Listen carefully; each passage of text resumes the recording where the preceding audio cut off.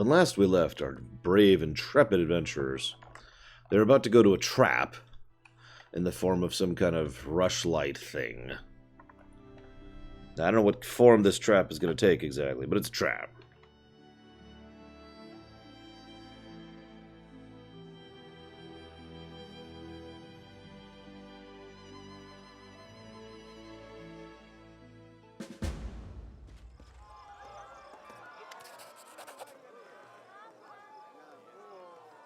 So there's the king, personally. The bulky Kellid is broad-shouldered and looks to be somewhere around 50 years of age. His golden crown sits on long, greasy hair above a heavily powdered face covered in bristle, and his expensive doublet is stained with oil spots. He guffaws as he squeezes you in a bear hug, enveloping you in a mixed scent of sweat, wine, and expensive perfume. Well, my crown-bearing brother, welcome to my home. Stuff yourself, drink, be my guest. You've proven yourself in combat as well as affairs of state. Let's see how you do at having fun.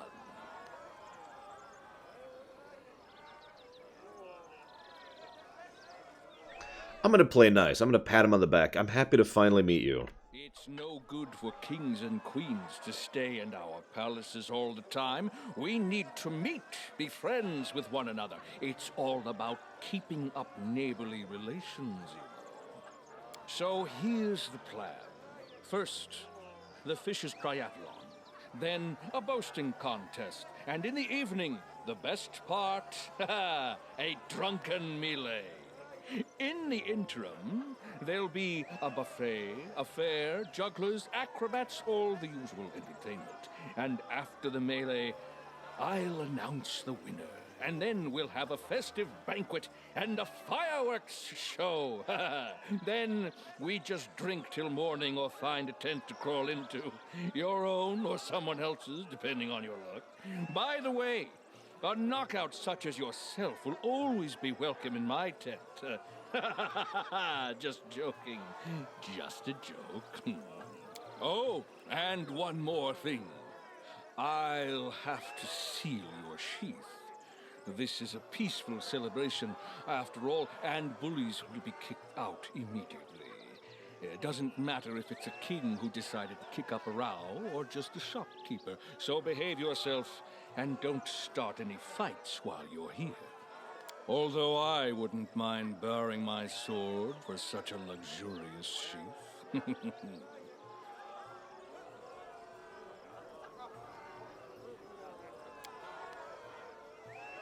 Well, I have to go. If you need anything, talk to Nunzio Arpaia. He's my master of ceremonies, so he's responsible for organizing this mess. Have fun. Hello, Platty. Hello, Black Vial. Hello, Adam. Hey, Platty, do you mind if I ask you a horrible favor of doom?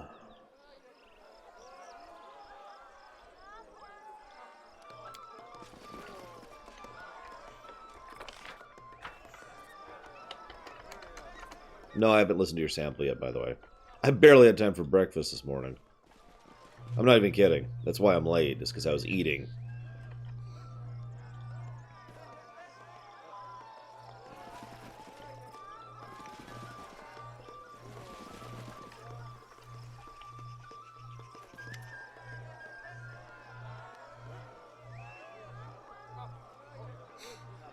I can just attack him.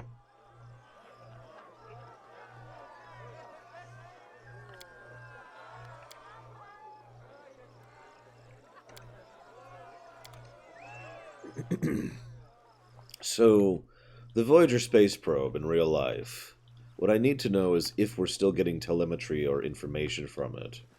And if we aren't, I need to know when we stopped receiving said telemetry. No, Adam. Although I have a feeling that's going to be this one. Or involved in this one. Tournaments and court quests usually tend to be my favorite in RPGs. Chapter 3 of Paper Mario 2, the court trial of Neverwinter Nights 2, etc., etc.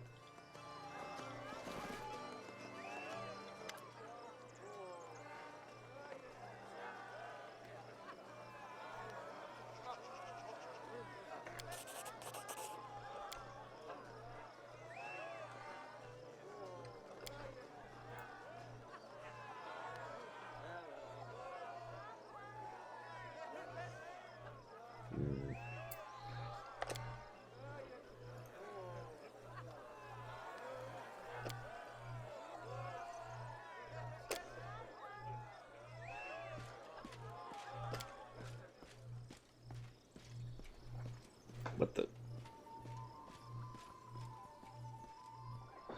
Come on. There we go. Ugh. Okay. So what's the problem?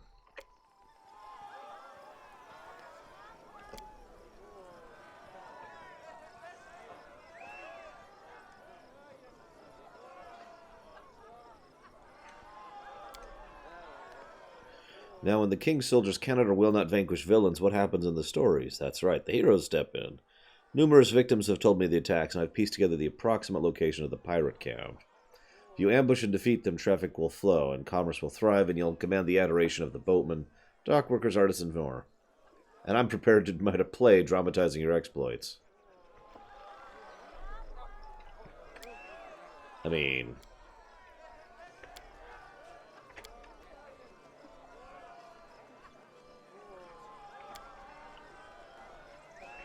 yeah, sure, I'll take out pirates. I mean, pirates must die.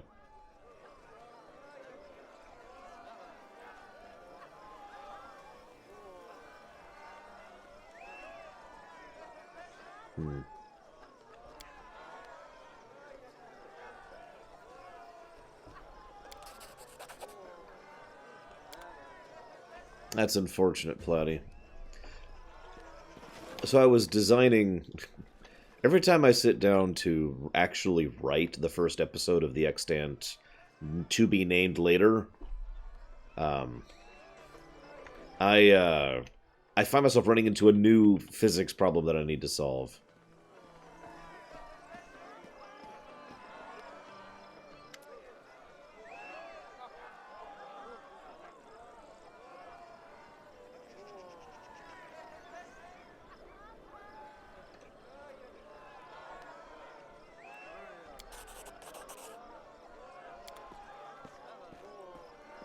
So I just talked my way through the drunk bully. In this case, if you're curious, Platy, the particular physics problem I'm running into is... from my extremely limited understanding of reality, we are right now both sending and receiving radio signals from space, right? Now, obviously, we haven't really... when I say receiving, I mean we're checking for. We just haven't found any, right? However, if there are other sentient sapient life forms out there within this galaxy who probably have developed radio, then we would probably be picking up those radio signals. Hence, I'm trying to come up with a good enough reason for why we haven't been. Now, funnily enough, I actually do have an answer there about exactly why they haven't, but I need a better answer than that, so I'm still working on that. Hello, Legion Reaper. Hello, Avatar 1.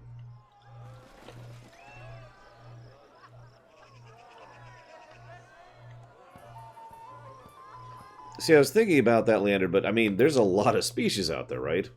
Like, the odds of none of them coming up with radio, which is actually a fairly basic level technology, is a little bit hand-wavy.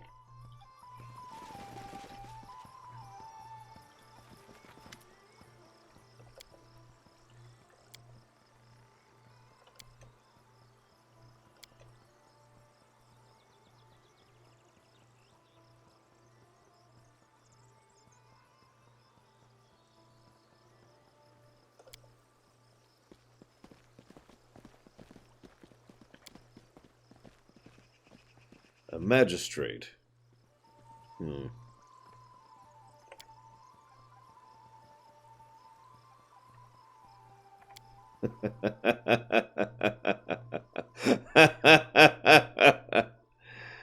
So, this guy is talking about the pirate issue, right? So I say, perhaps Pitax would benefit from someone who has a history of vanquishing bandits, and he says, "Let me be clear," declares the magistrate, narrowing his eyes with disdain. Pitax's armed forces are entirely capable of handling these criminals. There's no need for would-be heroes or aspiring vigilantes to get involved, much less foreign interests. I recommend enjoying the rest of the festival. I knew a judge once. She spent nights butchering her own kin, then went on to become a zombie. This guy seems fine by comparison.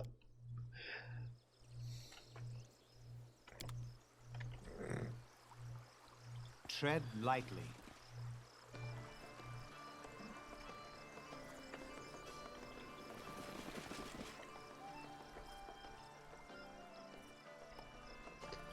Yeah, I noticed that Sam has been streaming Days Gone recently, which is amusing.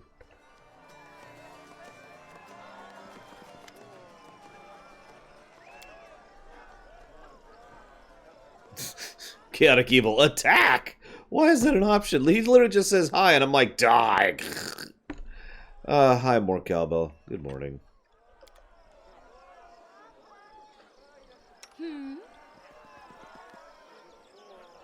Done and done.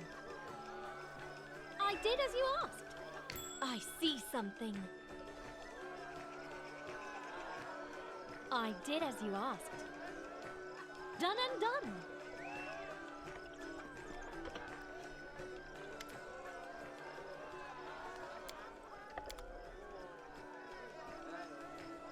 Oh, wow. Hey, Zeiss. Hello, Lycon. Yeah, I actually do want you to wear those. That is a +5 competency check on all trickery checks. Yes, please.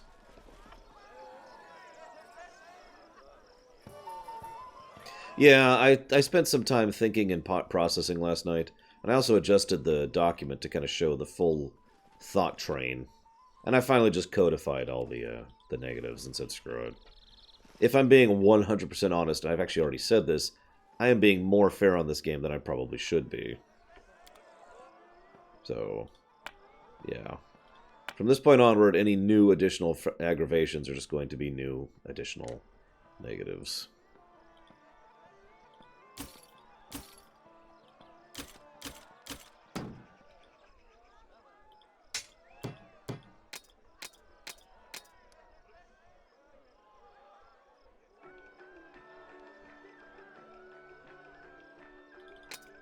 Nope, that's right.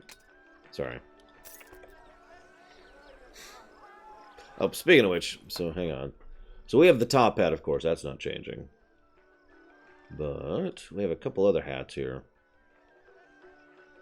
It'd be great for a paladin, which we don't have. I mean, I guess we could have turned her into a paladin. I'll give her the crown. No,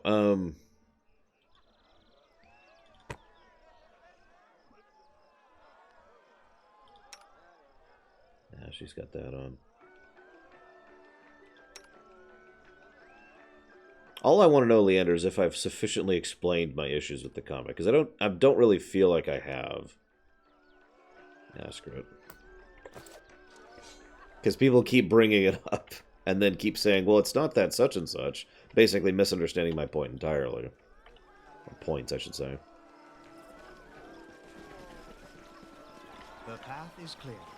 Although I was thinking about this last night. Again, because I always think about games I'm reviewing when I'm not actually reviewing them.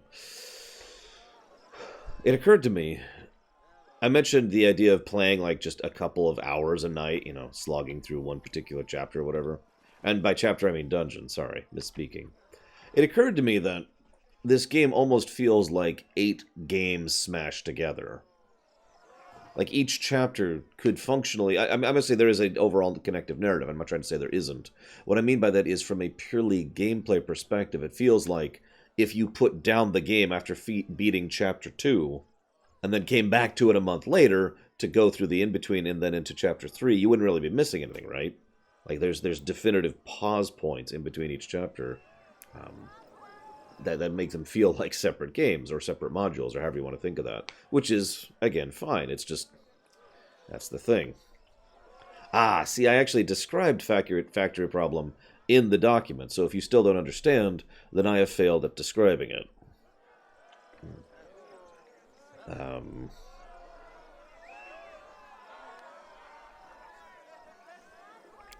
Exactly, more cowbell. Like, if we were playing this with, you know, me and Zeiss and Leander and Blackfile, and I'm like, all right, you did it, you beat the Stag Lord, it'd be like, woo! And we'd probably pause for a bit, you know, play something else, or go do a board games for a bit, or, you know, just have a little breather period, and then we'd come back and be like, okay, last time you beat the Stag Lord, and now it's time to deal with the trolls, except, I wouldn't say that, but you get the idea. Ow.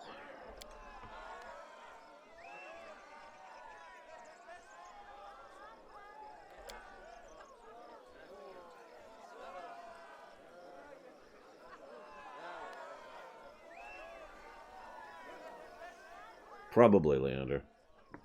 Nah, go ahead and link in Discord, Platty, although, unfortunately, you've already answered my core question, so thank you for that. I still need to decide why we haven't gotten radio signals. It's because the thing is, I know exactly why we haven't gotten radio signals. I've already designed that, but I need to come up with a reason that people are going to find acceptable, or else they're going to start looking into the nature of their own galaxy, and they're going to start learning things. Although I guess that's going to be true anyways? Here's a better question. Do we have any substantial knowledge about other planets, like from other systems? And I don't mean like vague radio pictures or, Hubble telescope shots. I mean like we actually understand what's on other planets right now in real life.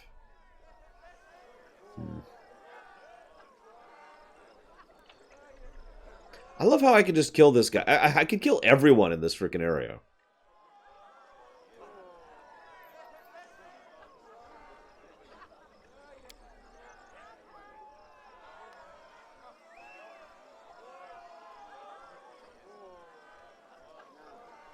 Okay, so there's a gnome wandering around here who is a drug pusher.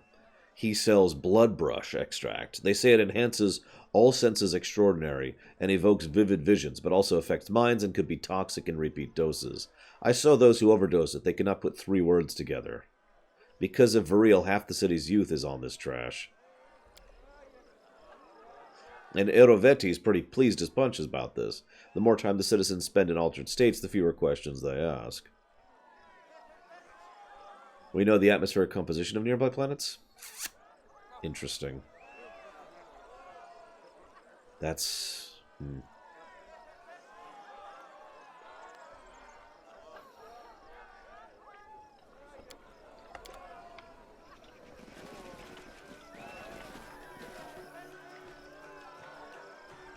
I'm gonna have to decide what I'm gonna do about that then.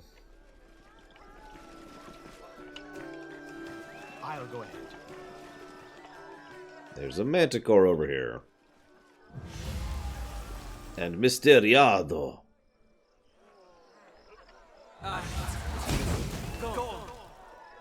It's the blue team versus the red team. We should. Hang on, can I play too? Let's see here.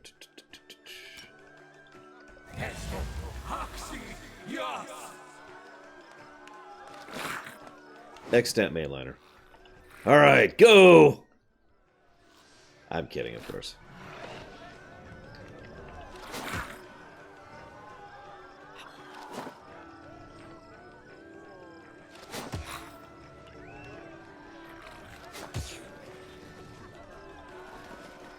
See, okay, so I'll just be honest. Here's the problem, Leander and Platty, since the two of you actually know about what I'm talking about and care. So the extant galaxy is not the Milky Way galaxy. It's actually a different galaxy. It's a constructed galaxy. Someone built it. The catch is, and that's actually kind of a huge plot twist, so spoiler. The catch is, the idea was always that nobody was supposed to know that, because the people who are on Earth in that galaxy are from Earth. Real-life Earth, in other words, is the idea. Earth 1, if you prefer. Hence the concept of old Earth.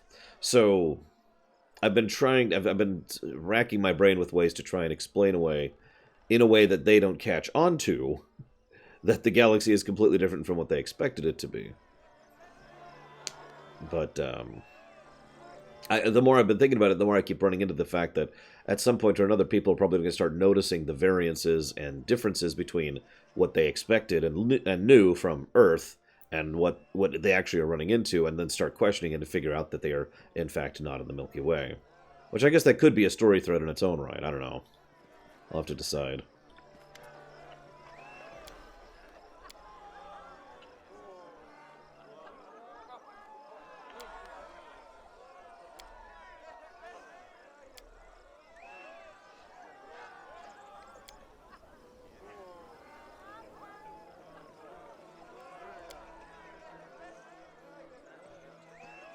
Oh, the stars would be in roughly the same places. But everything else is basically different.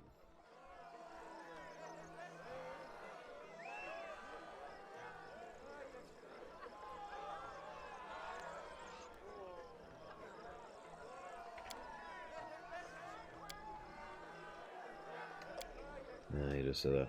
I hate your cult. Die! What the hell? We can literally just kill this guy for being there. Let's head out.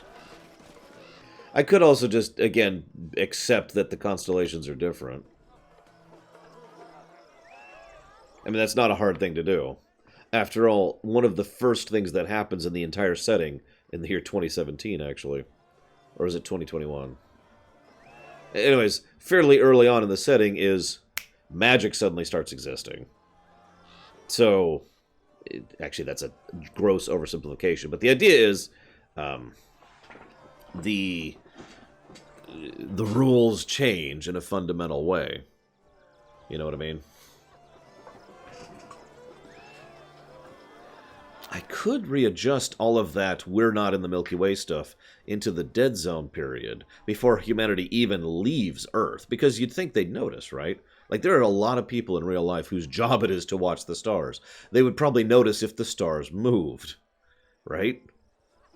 Or if all of the sudden light was behaving differently, because light behaves differently there. That's actually not a bad idea.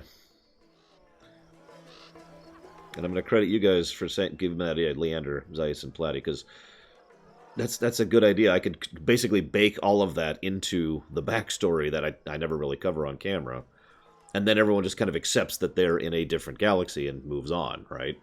Because the period of time between them discovering that and them even getting their very first spaceship into space is about 7 years.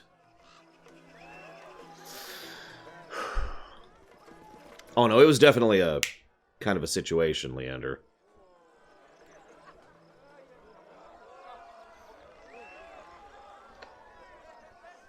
Hi, Kai Snow. Yeah. Yeah, we're about to start chapter... We are actually starting chapter 6 of 8. That would also mean the Voyagers are not there at all, so they would basically lose contact with the Voyager probes.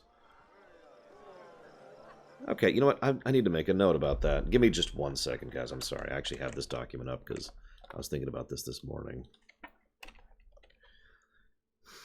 Yeah, I tried... by the way, Zeiss, did I do a better job of explaining it? Oh, there is a dragon! We must kill it! I mean, negotiate with it.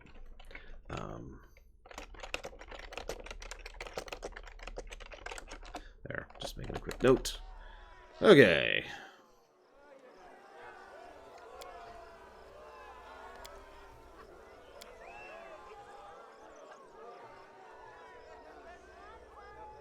Alright. So here's the factory problem, Zeiss.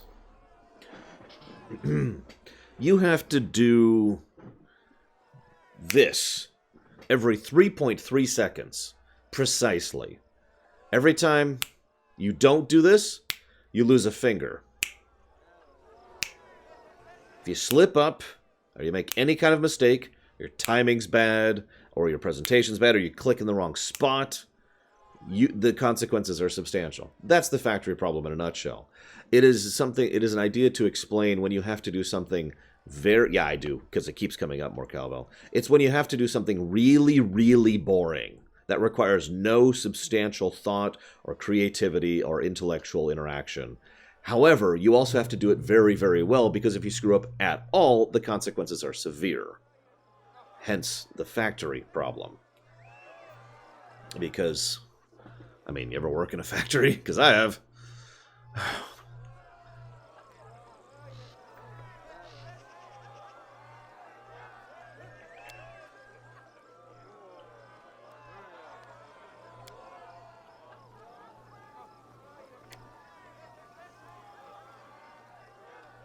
That's interesting.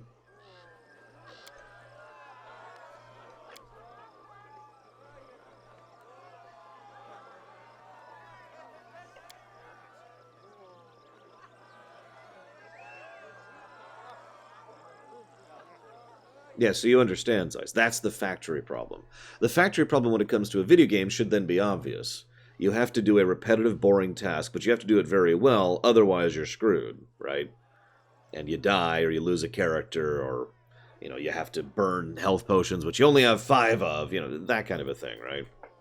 It's basically what I consider to be the exact opposite of good gameplay design.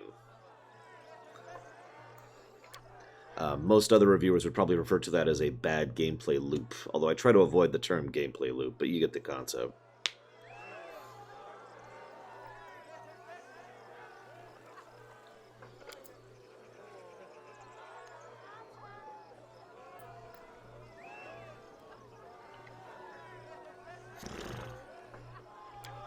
Also, we can just kill the bard.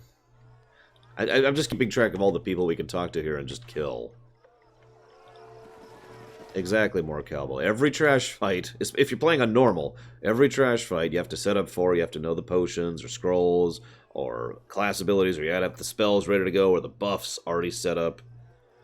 And then you buff, and then you walk in, and you do this, and this, and this, and this. I kind of noticed myself, even when I was actually paying attention and didn't have the cheats on, that my overall strategy for each fight basically boiled down to the same concept, which was buff, buff, buff, buff, walk into the fight, AoE buff, watch for health, and get summons going. And that was the approach, right? Now, I'm sure there's other approaches, but from what I hear from other people, it's the same concept. And yeah, if I was running this as an actual GM, I guarantee you my players would reach out to me after the first module and be like, can we tone down the number of encounters we're fighting? Anyways, I don't mean to bang on about this point. I'm trying to explain it as thoroughly as I can so that people understand my complaint. The difficulty is not the issue. Actually, quite the contrary. The difficulty is pretty excellent in this game. It's the slog.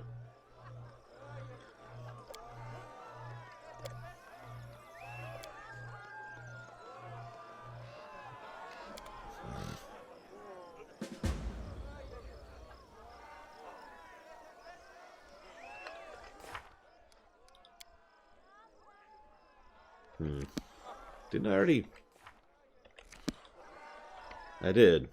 I literally just talked to her. She's right here. Oh, here we go.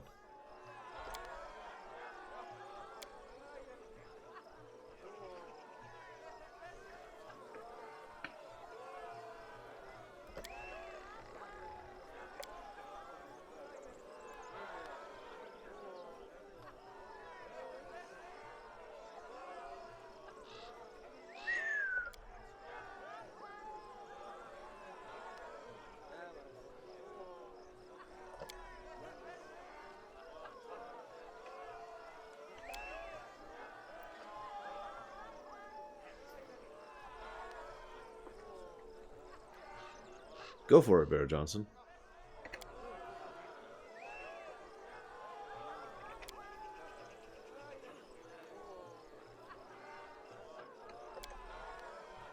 Aww.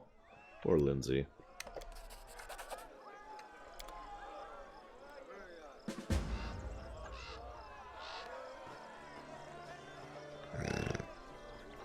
Interesting. Maybe they haven't loaded yet?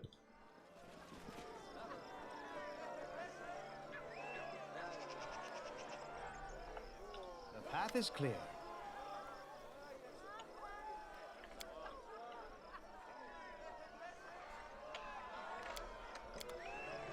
Interesting.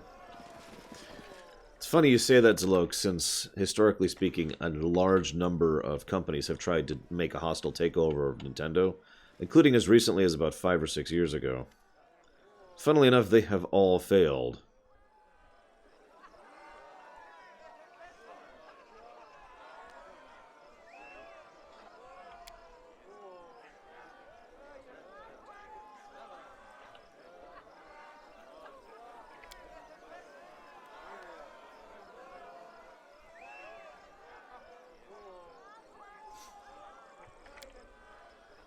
Interesting.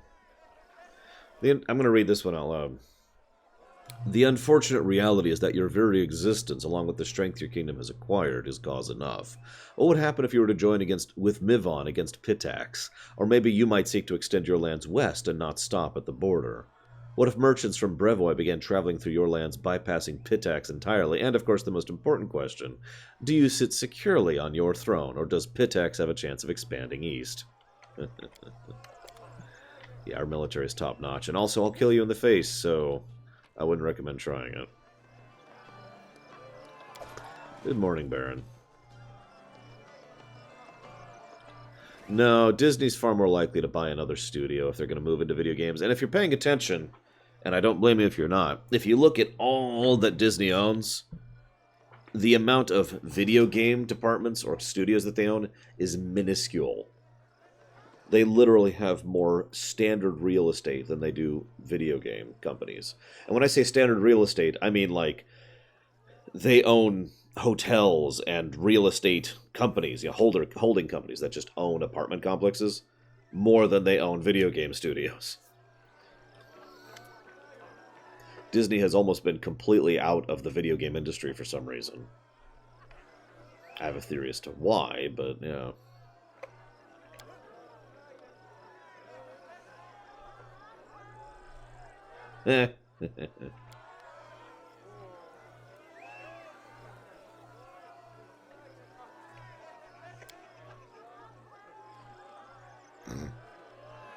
The trading houses hate the king, but he has hostages. I'd say something, but we're doing the same thing with some of our own merchants, so whatever.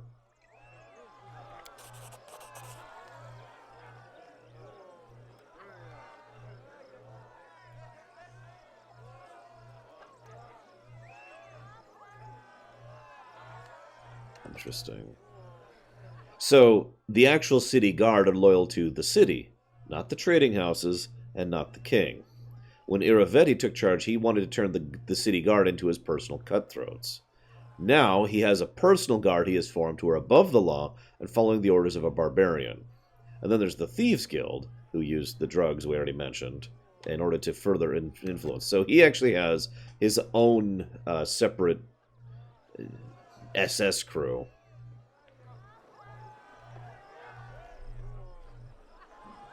Also, we can attack these guys and kill him for some frickin' reason.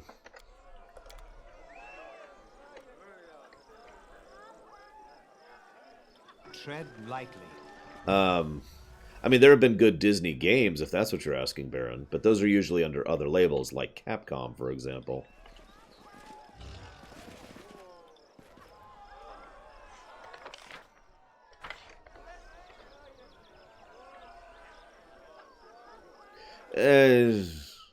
I mean, if you want the full spoiler answer, Platty, the general idea is that at a certain point in history, the fifth dimension is discovered, but when it is discovered, a certain being, who I don't think I've ever actually named, I call him Whole, has decided that everything about this universe was wrong, and so he decided to take a large number of people with him to another universe that he crafted, which is the one Extant takes place in. For just about everyone involved, the transition was seamless, other than the obvious "the stars have changed" thing I just mentioned. So I suppose you could say it is alternate, whereas Old Earth, actual Old Earth, remains mundane and normal and left behind, with a lot of people who just sort of...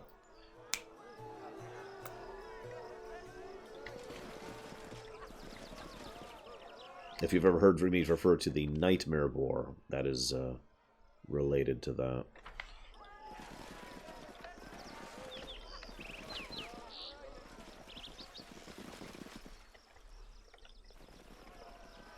Let us be careful.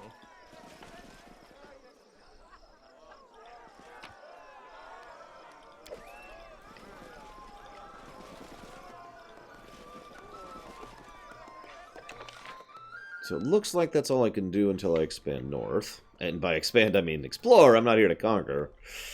I'm just kidding. I totally want to conquer Pitex.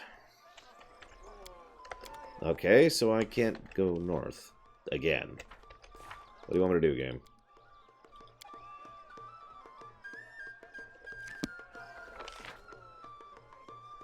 Well, there's Nunzio.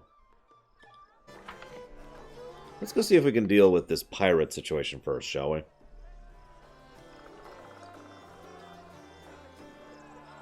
Oh, we are screwed if that's true, Zalog. I will have done a piss-poor job of managing my kingdom.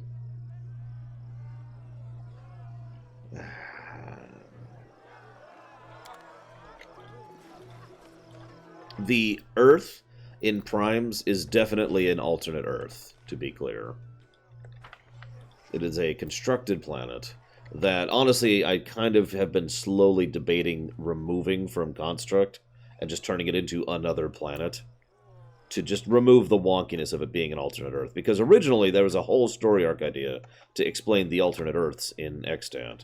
And over time, that has stopped being necessary. So as of this moment in time, the only alternate Earth that exists in the whole of the Extant is the one Primes is on, because it was designed to happen on Earth. I am strongly debating just Control-Find, Control-Replacing all the names to turn it into another planet, and just making it a settlement world. Because...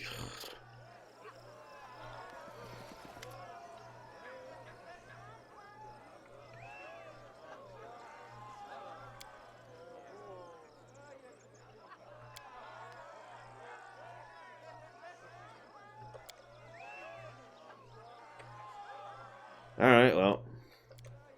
Let's go fishing. What happens if you just leave the tournament?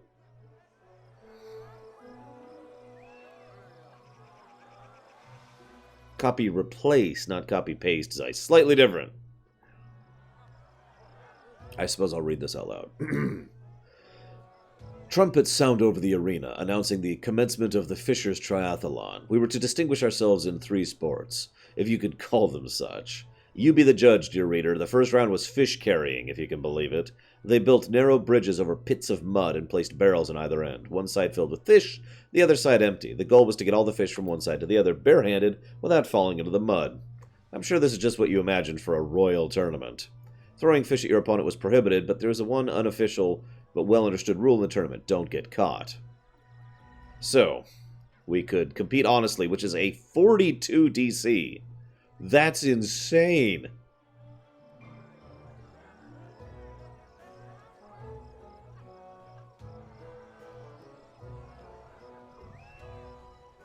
For record, that means if I rolled a 20, I would not succeed at that. By contrast, the DC on stealth is merely 30, in which case I would have to roll an 8 or higher to succeed at that. Yeah, the devs really want me to cheat. Physically impossible or 8 or above. That's a hell of a gap there.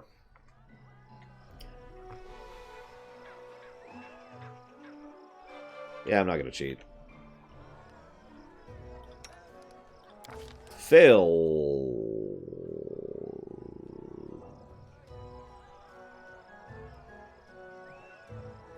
Okay. So they decided to lower the DC to 38? Apparently.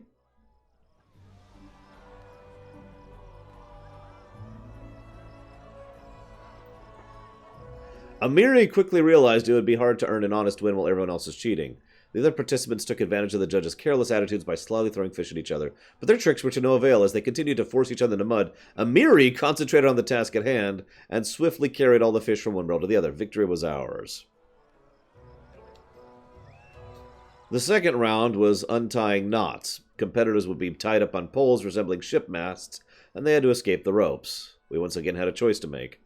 We noticed a sharpened coin glistening in the dagger-marked competitor's mouth, and the Galtron participant had a blade in hand. We exposed the cheaters, leaving us with fewer rivals. Yeah, you.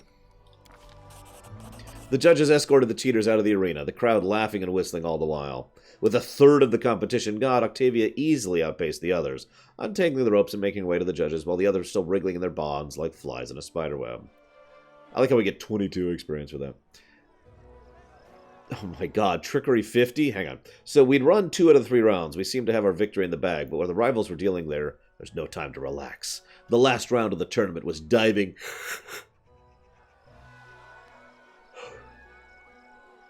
diving for river pearls. Huge tubs were filled with mussels and river water, and some empty jars had been placed on sets of scales. We'd have to open the mussels with our bare hands, gather the pearls, and deposit them in our team's jar. Of course, if our playing fair wasn't our priority, we could weigh them down with other things as well. So, Athletics 40 for honest attempt. Trickery 35 by trying to cheat. Trickery 50 if we want to cheat extensively and get all of our rivals disqualified. That would require a 17 or higher to succeed at. That would require a 2 or higher. That would require a 20. I have a theory here. That's what I thought. Amiri bravely dove into the muddy waters and started opening shells, breaking her nails in the process. Her jar was soon full of river pearls, and it weighed more than any of our rivals' jars. We'd won the 3rd round. Soon we stood on the pedestals as the judges awarded our team victory. We were wet, muddy, and smelled of fish, but we grinned with joy all the same. So yeah, apparently the Roll20s mod is actually affecting skill rolls as well, which I've suspected before, but I've never had actual proof of. But that proves it. We just rolled another 20 on that athletics roll right there. See? So, good to know.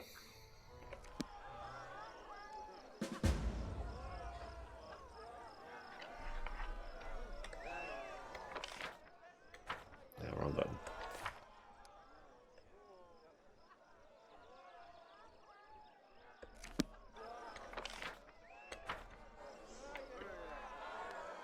So,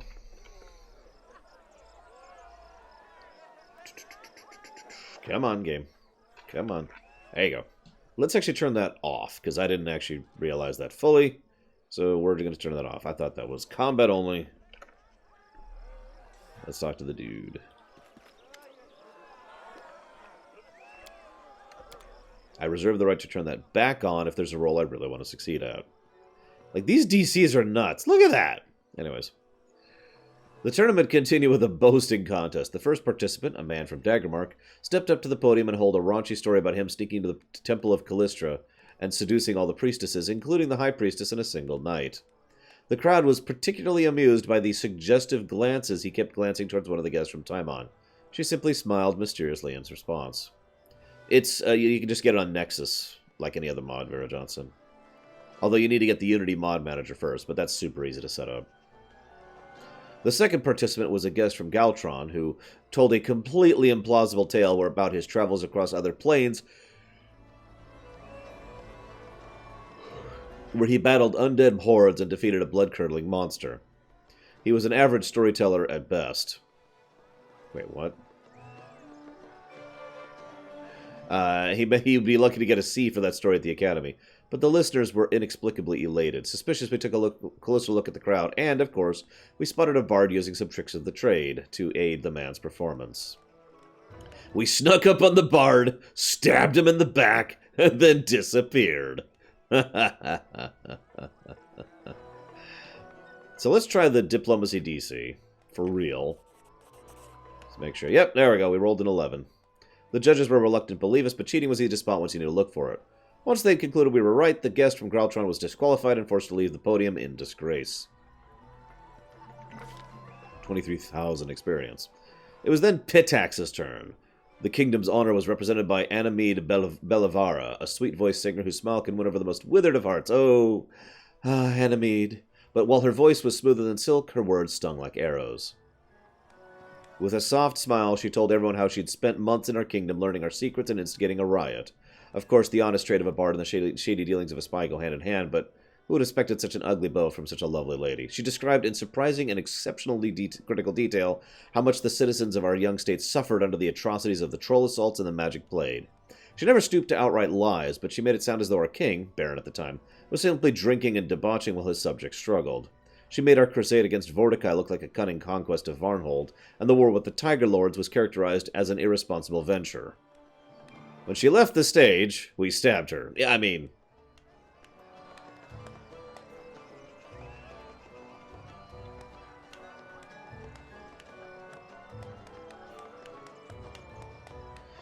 I'm actually torn, so here's our options. The most difficult one is to immediately tell this tale of the Stag Lord, the Trolls, Vorticai, and Armagh. It's just the correct version. Then a significantly easier check would be to tell the story of when we were made an honorary goblin. We could also tell the story of how we dealt with Tartusio. Or we could just make something up about, you know, like, office spaces and cars, because I imagine that's what they like to do. Now, that is a pretty difficult check. No, it isn't. Never mind. We totally got that. So we would need to roll a 5 or higher to make that. So let's go for it. Yep, me. It wasn't easy to get the crowd excited for this story. They weren't all glorious feats, of course, but that was the problem. The audience had already heard them time and time again. Lorman used all the eloquence he could bring to bear to breathe new life into these old stories. The audience hung on his every word, sometimes laughing uncontrollably, sometimes holding their breath to avoid missing anything. Lowrunner finally brought the story to an end, and the viewers gave him a standing ovation as he left the podium. Yeah, I feel like they expect me to let Lindsay do this instead of me. Guys know, but whatever. The woman from Timon, a priestess of Calistria, went last. She told stories of her love affairs in faraway countries and on other planes, casually mentioning an unpleasant disease she'd contracted over journeys that took a long time to get rid of, and hearing that the participant from Daggermark paled and grabbed at his belt, bringing roaring laughter to the rest of the audience. And finally, the judges announced the winner. Us! Because, screw you.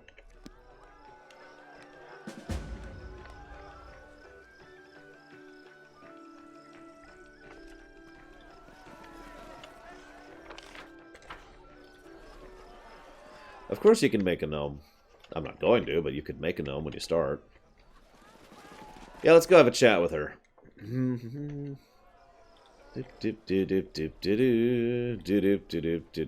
Oh, she's not here. She's not here. Where'd she go? Where'd she go? Did she move? Is she still here at all? She's not here at all. She ran. She ran. Probably smart. Okay, so let's do it. Drunken melee.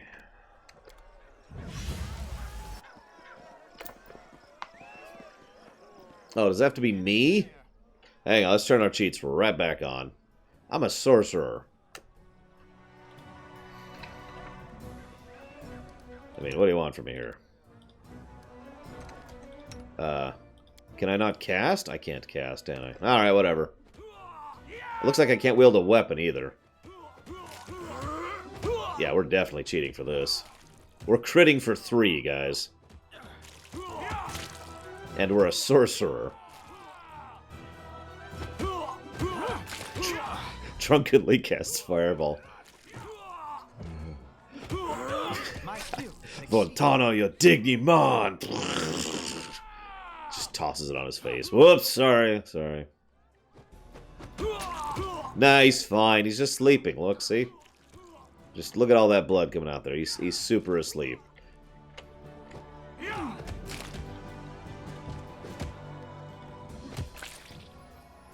Solid plan.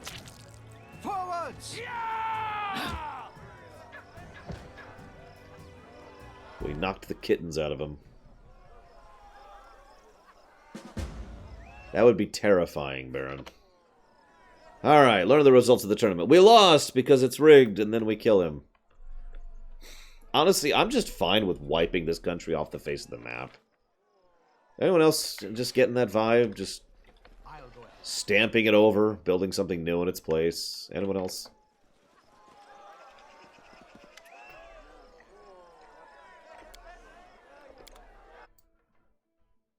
I mean, that's how you do it, right? And ladies, another Rush-like tournament has come to an end. I'd like to thank all of you who honored this event with your presence. My friends, I'm happy to see all of you, but I'd like to give a special welcome to one guest who found themselves invited here for the first time.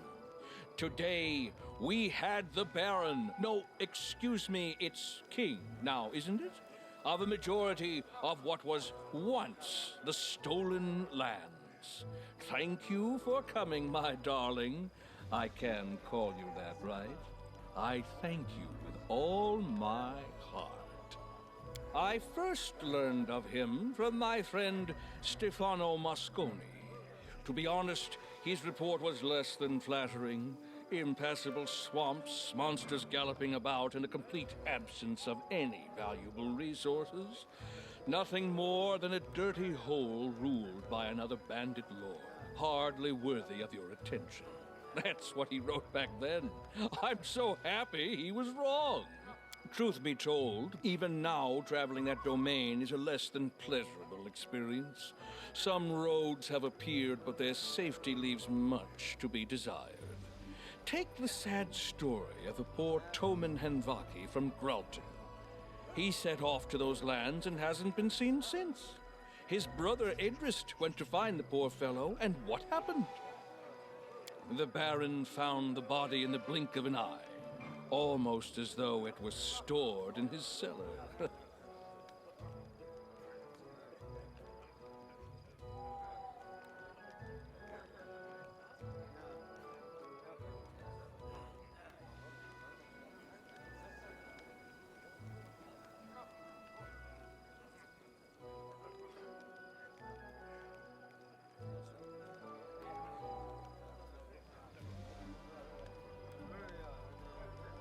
I am so torn here.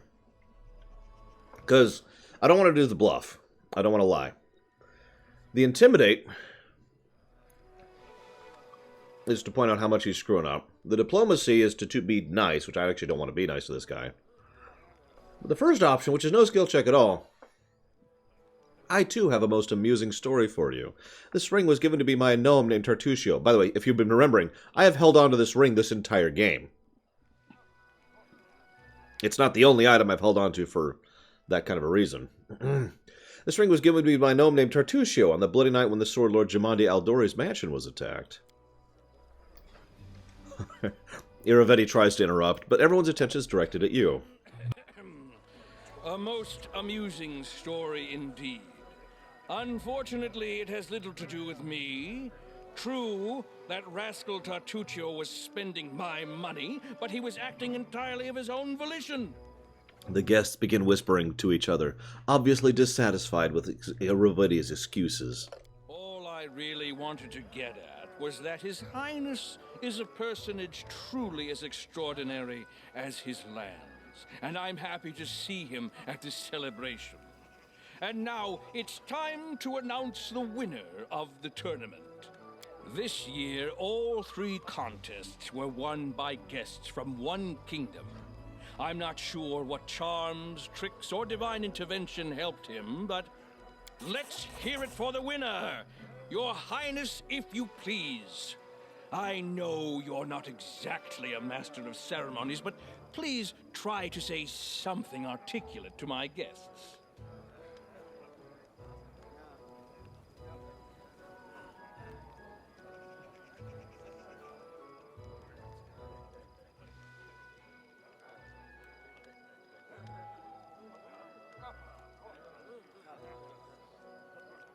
What's funny is, near as I can tell, he's a bard.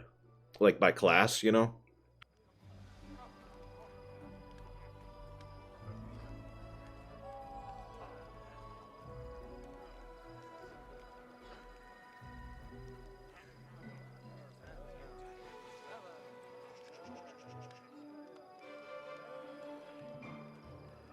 I'm not gonna pick 4, but I'm torn between 1 or 2.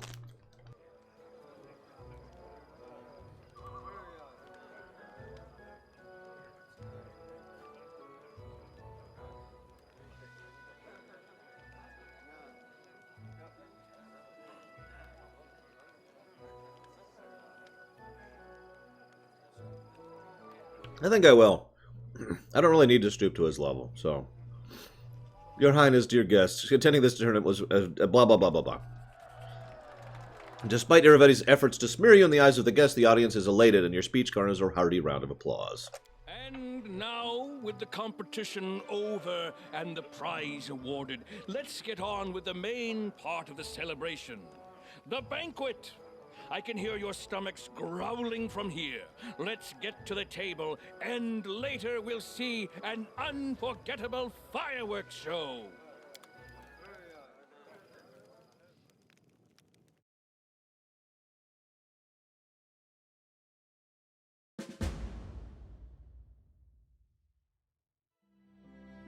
May we have a moment of respite?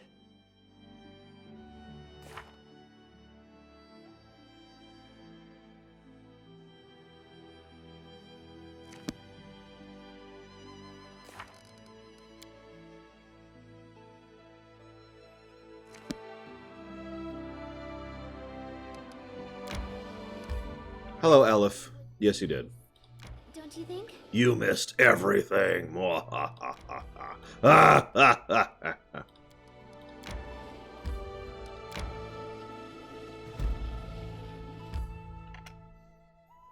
Fine, we'll build a carnival. God, so demanding.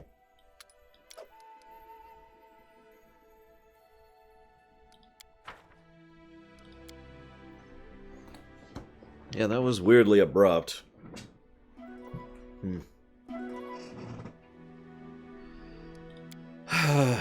By the way, my new chair is supposed to arrive today. I obviously won't have it ready in time for stream, but hopefully tomorrow I'll actually be able to tell you how well it's doing, since this one is old and dying. So there's the pirates.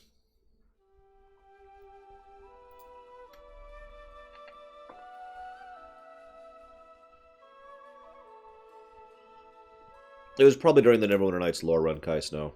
A lot of people decided to chip in for this premiere run during the Neverwinter Nights lore run.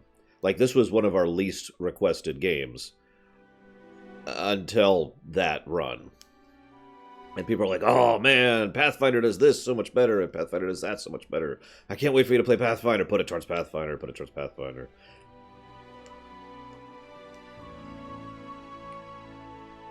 Actually, I will not actually be getting a gaming chair. I'll be getting a chair.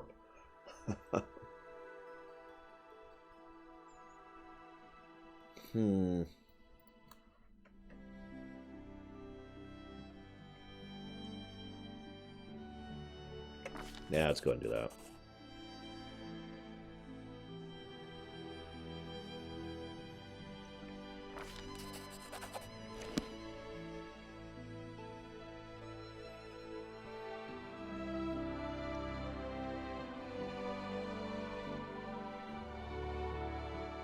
To make an epic pose, I need inspiration.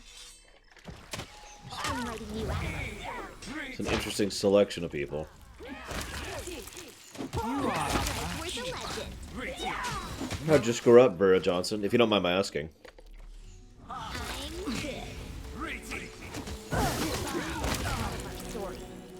I'm good.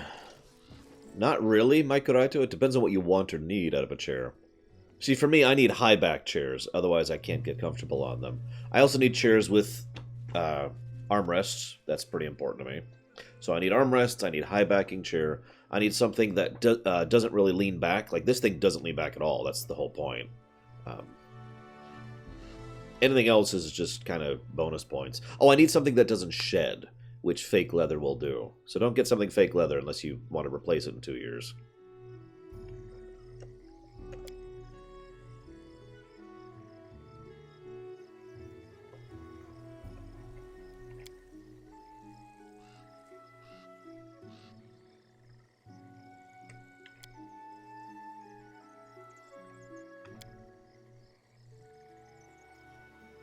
God damn it.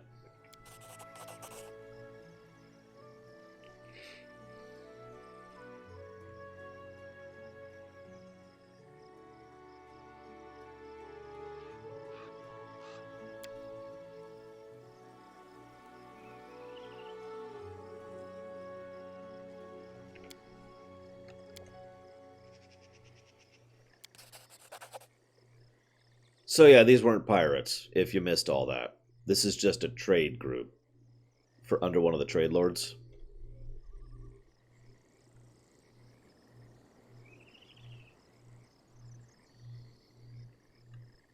Blood for Gorham! What's funny is I was kind of guessing that too. Until I saw the second person corroborated, and I was like, oh.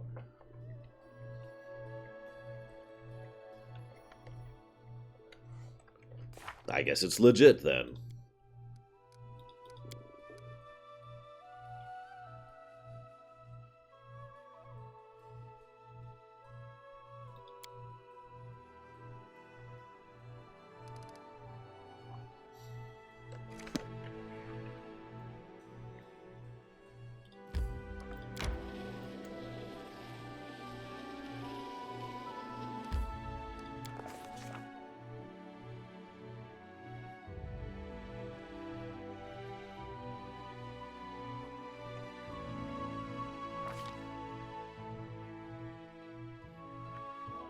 Okay, I just saved.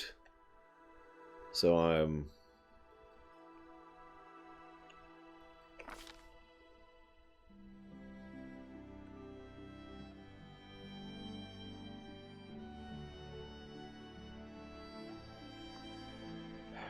Wow! So that's just a hard no, is what that is. That's the GM saying, don't go here.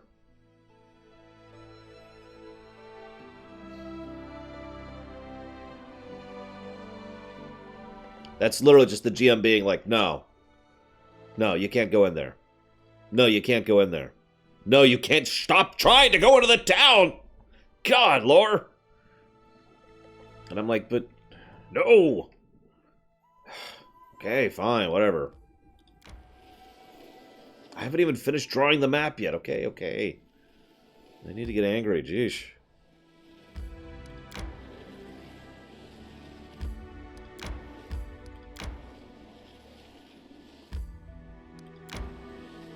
I need to catch my breath.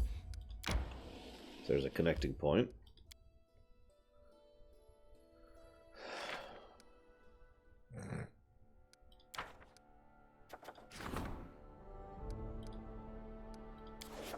Yeah, this railroad doesn't go there, damn it. What are you doing? Whatever.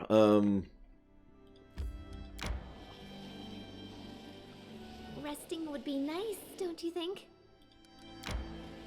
You've ruined the plot by going there. Fine, whatever.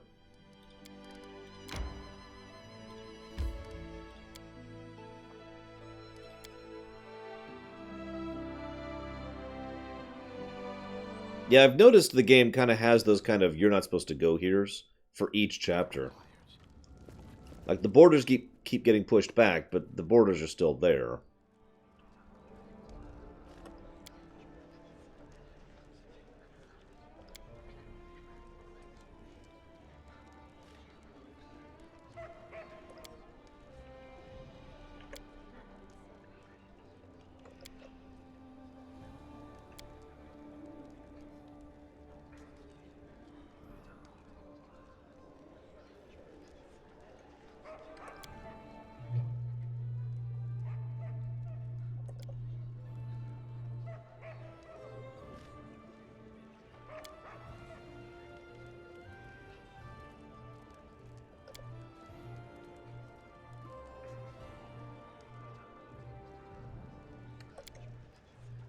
So they're actually having an argument about the nature of what truth is.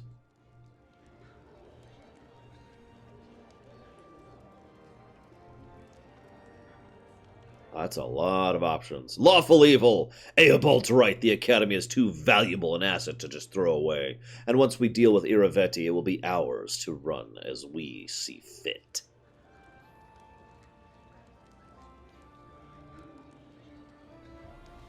Looks like basically all the chaotic choices joined with Lindsay, and the lawful choices joined with Eobald.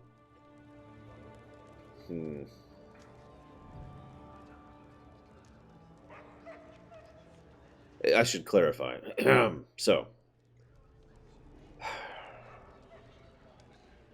apparently, so I'm going to summarize these like 5 paragraphs up here.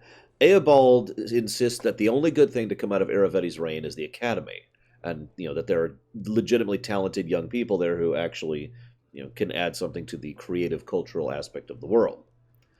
So there's a manuscript that he's been working on, which is basically a bunch of lies in order to try and stay in good graces with Iravetti. She says, "Teacher, you told me so many times the world isn't made of things, it's made of stories, and we ourselves are made of the stories we tell and believe. But shouldn't those stories also be true?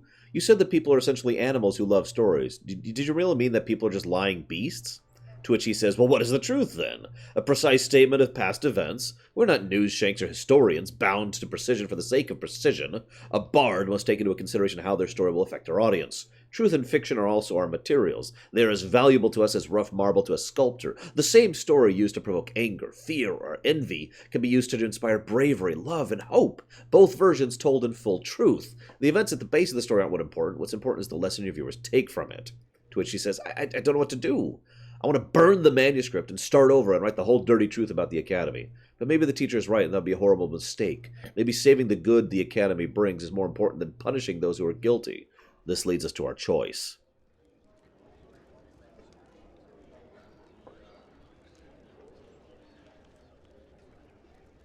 I like the chaotic good choice myself. So, one thing I didn't mention, and we learned this earlier, is that as a result of Eobald's, let's be nice and say, negligence, people at his academy died, like actually died. The chaotic good choice says, I think you're right, Lindsay. Eobald, what of the student who died because of your favorites? No one will ever see his creations, and he won't be getting a second chance either. Lawful neutral is actually with Lindsay too, that's funny. I think we'll go with that one.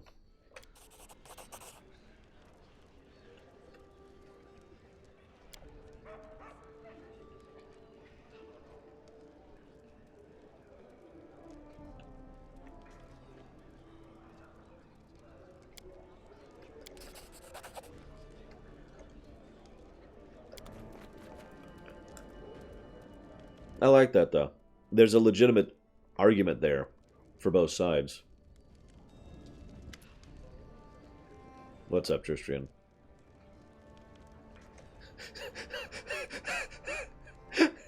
I won't take much of your time, Lore Runner. I've been meaning to ask you about something. This might seem stupid, or arrogant, or just insolent. I want to talk to you. I think you know what it's about. And it's about what I've done and what I haven't done. But let's speak in private. My God, sex scandal. I'm not thinking that, but you know everyone in the room is thinking that right now. Like, oh my gosh. Oh, into the pile. Into the BP pile. How is our BP doing right now before we go talk to Tristrian? We're still at 1,000, so...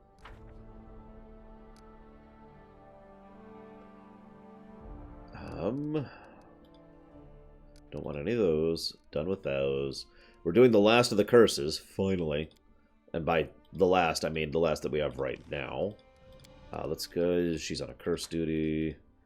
Those require me. These require me. Okay. Exactly, Aleph. Lindsay's like, little did they know that Tristian was secretly... I don't know. I don't know how tabloids think. Help me out, guys. That's a nice ring that I am not putting on. I'm not putting on anything that Iravetti gave me. Why is all my gear off? I mean, I know the answer to that question. It's just... Damn it.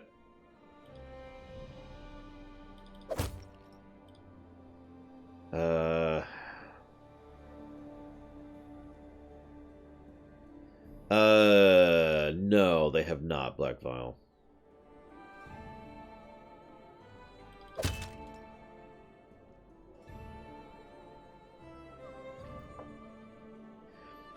The crown is very nice, but, I mean, the professor's hat is just perfect.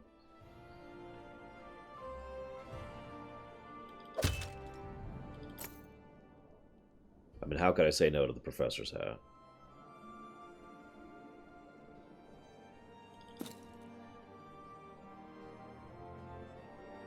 The sad thing is I really want to put on that ring that he gave me, because it's a really nice ring. It's a +4 resistance to all saving throws, +4 deflection bonus to AC, spell resistance of 19, and DR1 all. That's a nice frickin' ring, but I'm not putting that thing on. I'm not stupid. Alright, let's talk to Tristian, who is not here. Nope, he's not here.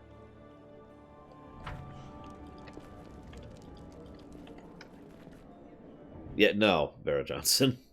No. I haven't even really seen the opening to a romance yet.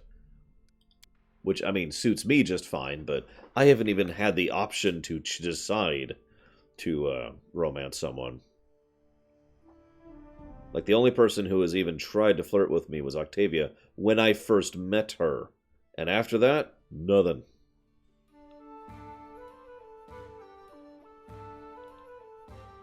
Which I'm fine with, it's worth noting. It's just weird.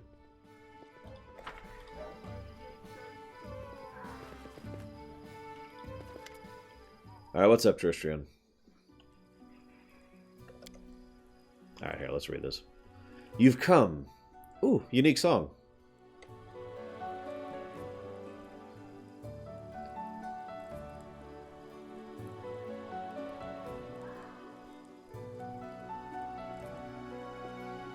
Well, I haven't been doing that on purpose, Black Val, so make of that what you will. This just in, Lore Runner, very very non-romantic. Anyways. It's so strange, I don't know if I should be glad or frightened. Anyways, thank you for finding the time for me. He turns his head. If it wasn't for his blind eyes, you'd imagine he's looking into the distance. Since you freed me from Nerissa's power, I've had time to think about what happened, about what Nerissa did to me, about what she truly did. When I found myself here without my wings in a mortal body, I was terrified, and I believed everything she told me, for I believed it was she who'd stolen my freedom. At last I discovered Nerissa had lied to me, and ever since I found a way to regain Serenray's gift. And you know what I realized? No one's capable of taking a diva's gift granted by his creator. No one except for the Dawnflower herself. Is that so? Well, I'd say you've proven yourself deserving of your fall. You can romance Nerissa? Now that's interesting, because I have actually been trying to be positively inclined towards her, because I want to redeem her out from under the Lantern King. Like, I want to basically save her from the Lantern King. But romance? No. Although I will be a lich and she'll be a nymph, so that will work out if you think about it. I found no other explanation for what happened to me. Nerissa's power is great, but not so great as to turn angels into mortals. I wanted to know if the way back to Serenray is open for me, and I spent endless hours in prayer, asking for one thing, a sign, a vision, a portent, a single word, and all I got in return was silence. I wanted so badly to do something extraordinary, and so it appears I have succeeded. I fell so low that even my most merciful lady cannot forgive my sins.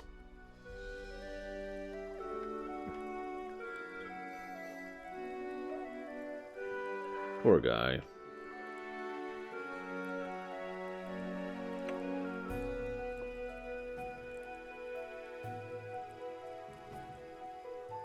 I mean, she still grants you spells. Yes, perhaps this weak hope is the only thing that keeps me from losing my mind to despair. Or is this meager pittance but an eternal reminder of what I've lost? No, my merciful lady may be strict, but she's not capable of such unforgiving sanction. Anyways, I didn't ask you to come here to listen to my whining. I do not wish that my mortal deeds will end in deception and betrayal. It's cost me so much. He shows you his hands. You see a crumpled leaflet, one of the invitations for the kingdom of the cleansed. I wish to put an end to at least one evil that Nerissa spawned, and I'm asking for your help with this.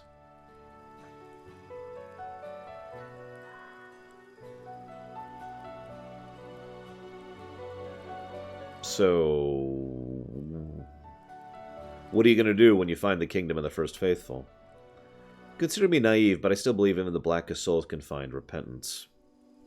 I will try to find even in the darkest souls of the cleansed. I will not deny anyone this saving grace. Maybe you could tell me who the First Faithful is, and what is the kingdom of the cleansed. I only know what I overheard, or what Nerissa boasted to me.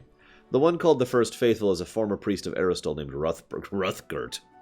Well, no wonder he betrayed her, with a name like that. When the Bloom came to his village, he lost faith. Aristol didn't protect his congregation, and Ruthgert was stripped of his position. After this, he set off for the Temple of the Elk to pray to his god one last time, and if he didn't answer, to throw curses in the face of his idol. Like so many others, Ruthgert was fooled by Nerissa. She pretended to be the goddess of the land, told Ruthgert the curse of the king, and promised him untold gifts in return for the death of the ruler.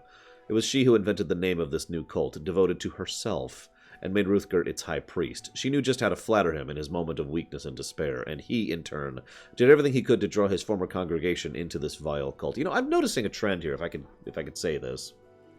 Virtually every single person, I say virtually because I think there's a couple of exceptions, that Nerissa has reached out to and manipulated is someone who is at their weakest. Have you noticed that? Like, she comes to them in their moments of darkness and is like, I can offer you blah, blah, blah. And then that's how she gets her hooks in. Except us, which is why I'm bringing it up. Like, we haven't had a furthest moment down thing. We've just had crises, which we've been dealing with.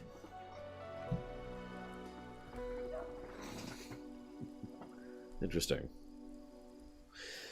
The goddess demanded your death, and the goddess who demanded your death was Nyrissa, and after the kingdom failed its mission, she broke all ties with the First Faithful. Yet his followers still seek your death.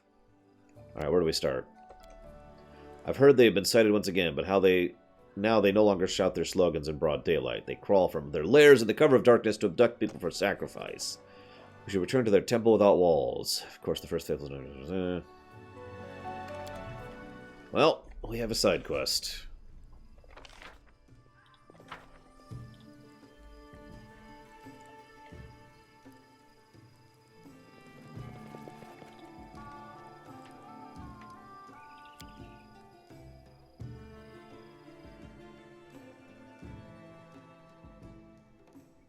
You know what's funny? I was glancing at some of the options earlier, and I have a feeling I could just one of the women into a romance state if I wanted to with the mod. I'm not going to. But I'm guessing that has to do with that... here, I'll show you what it's talking about. There was something here. Is this it? No, this isn't it. Up.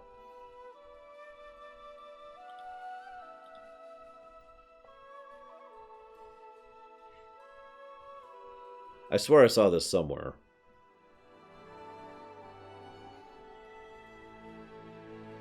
We could change our gender at will. I'm not going to make a joke about that. I swore I saw an option for that somewhere. Whatever, it doesn't matter. So for anybody curious, you could probably do that in the mod. I just don't know where. Let's see, the Sanctum. Where the hell was the Sanctum? There it is.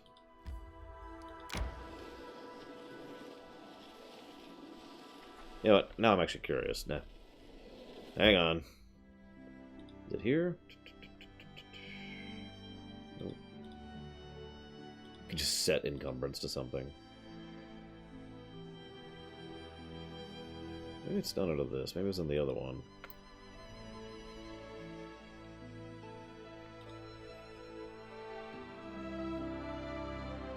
Nope. I swore that was an option. Hang on.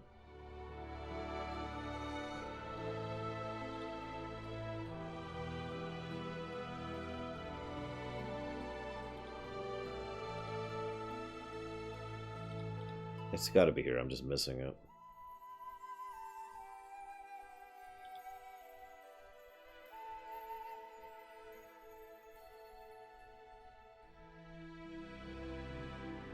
Of course you follow me.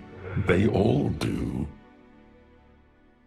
I swore there was something under here that allowed you to basically change how your party members thought of you. And I swore it was like... I presumed it was romance related.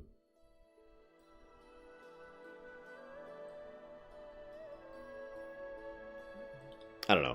Just something I was curious of because I know other people are interested in this mod.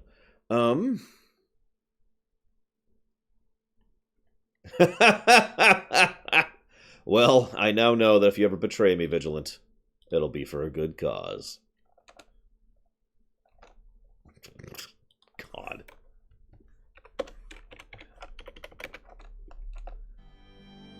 Experimental. Ah, here we go. Misc, probably. Maybe. Maybe not. Ah, here we go. Experimental. Okay. Current flying height. Yeah, I don't know. I mean, there are plenty of people with... Oh, here we go. Romance counters. There it is. There you go. Bam. So we're at 0 with... I don't even know who some of these people are. We're at 21 with Octavia romance counter. 21 with Valerie, and 0 with everyone else. I don't know what's needed for that.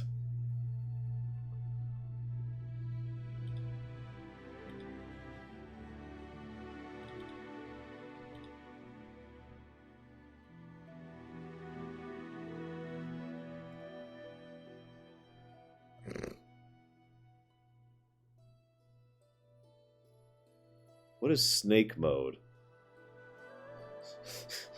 I don't want to know what snake mode is, do I?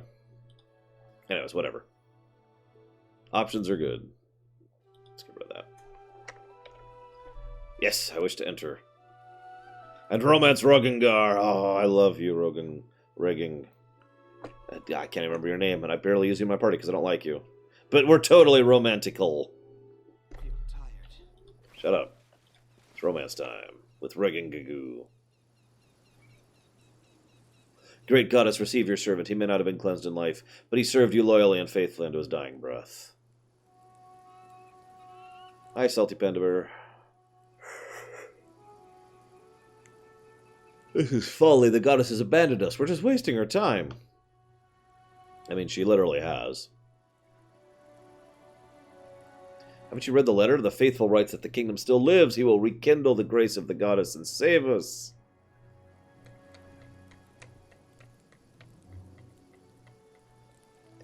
Where? In Dunsword? What about us?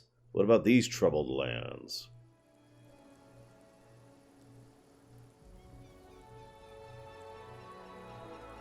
Snake mode. Everyone just is in a cardboard box. Running won't help you! Oh, you're just gonna attack me on sight. I mean, I was gonna talk, but, you know, whatever. Hi. Exceed, for I am not. I feel tired. What, Tristian?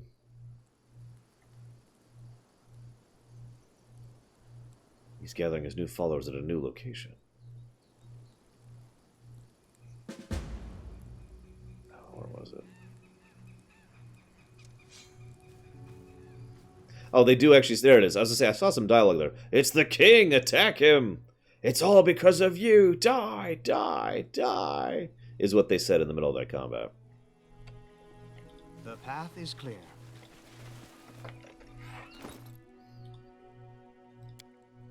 Subjects the king of the kingdom of cleansed.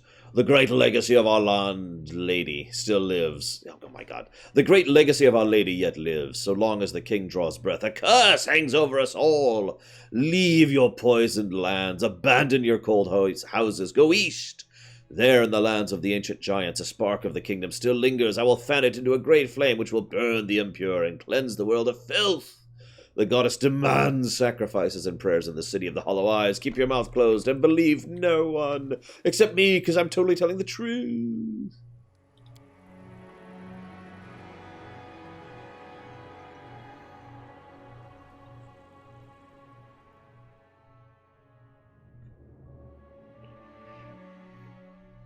I feel tired. Okay.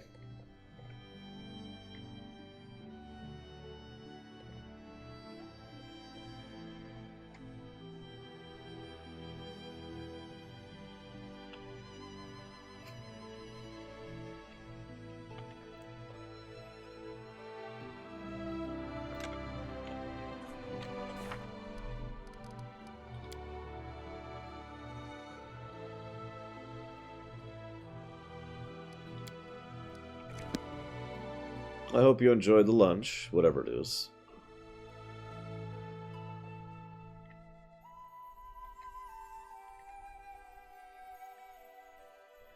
There it is. God, that's way over there. Wait, what am I doing? I can teleport.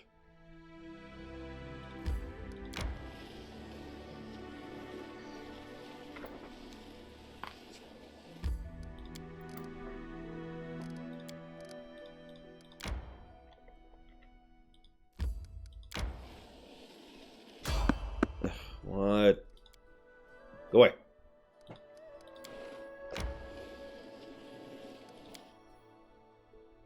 Yes, and I burned it to the ground. God dang it, Amiri.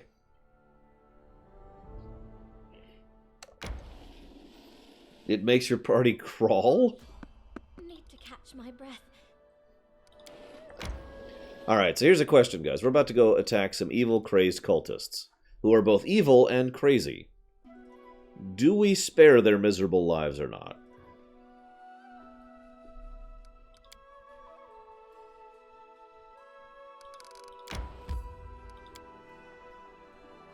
I mean this sincerely, because I have a feeling that's going to be the basic choice here, is spare their miserable, pathetic, worthless, insignificant, irrelevant, totally inconsequential lives.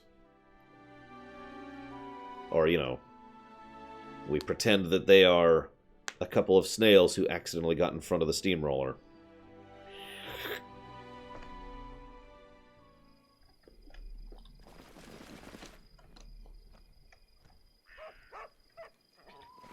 And then our leader charged forwards. Hey, wait for me! Okay, I guess if they're gonna attack me on sight, never frickin' mind. I was all for walking in and talking and diplomatizing. And they're like, oh my god, it's the king, kill him! Kill the king! Ignore the dead! Just keep killing. Just keep killing, just keep killing. What's that? Oh, you're right. I guess these are just bandits. That's weird. Okay, let's assume they're up here. Sure. It is easier that way, that's certainly true. I'm here to talk. Ah, kill him. Okay, good talk. Oh, jeez. Top corner. Okay. Thank you. I was just thinking, God, I'm gonna have to grid this place, aren't I? Oh, hello. Please don't kill that woman. I'm so scared. Goddess, receive the most innocent of your children. He looks at you from under a hood drawn over his eyes. Despite the fact that his face is cast in shadow, you see deep wrinkles near the priest's mouth and dark circles under his eyes. You again! Damn it, I've lost my voice because of endless prayers to my stern goddess. Whatever you have in mind, your cursed highness, you won't stop us. I shall return these people to grace. Please, king, I have to die in praise of the kingdom. I am the last hope. Poor souls, you have been fooled, deceived. Stay your hand, Hrothgard, while you still can. You hear the half-elf grind her teeth in anger. If so much as one hair falls from this girl's head, just one hair... Chaotic evil, stab! Chaotic evil, come on, cut the girl! Let's hear her squeal! Alright, Tristan. Look at me, Hrothgar. You know me. I was the messenger of your goddess. One who, like you, to try to destroy Lorwyn. I stand beside him now, undeserving but forgiven. Do you know what the two of us have in common? We were both deceived. They used our weakness to control us like puppets. But now we have a second chance, though we might not dare believe it. But I swear, if you lower your blade now... Why should I listen to you? You're a traitor! Yes, I betrayed the king in serving Nerissa. I betrayed you, left you alone in the dark when she abandoned you. And I shall live with that burden for the rest of my days, just as you will have to live with all the wrongful deaths you have caused. But you can still stop, right now. Put down your blade, give up these futile hopes, and find the spark of forgiveness in your heart. You know the goddess will not return. You know these sacrifices are in vain. The only thing spurring you to these atrocities is your own pride and despair. You've lost the grace of not one, but two gods. I can understand what you've been through, though not entirely. I've only lost the grace of one. I'm begging you, put down your blade and stop this madness. Oh, these gods, they are such capricious, greedy creatures, and they're the ones we entrust with our souls? What pathetic creatures we must be. He lets out a broken laugh. I'm so tired. One final sacrifice, and then he kills himself. We're doomed. The first faithful's dead. Run now.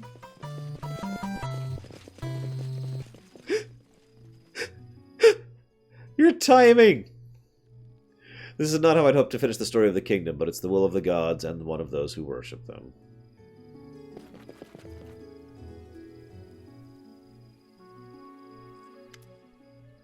That was great. The first faithful is dead! Run! Ba ba ba ba ba ba ba ba.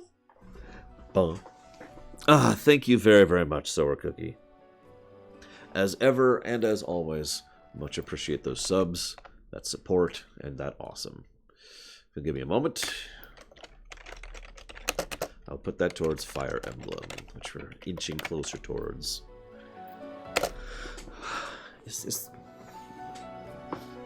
Hang on, so...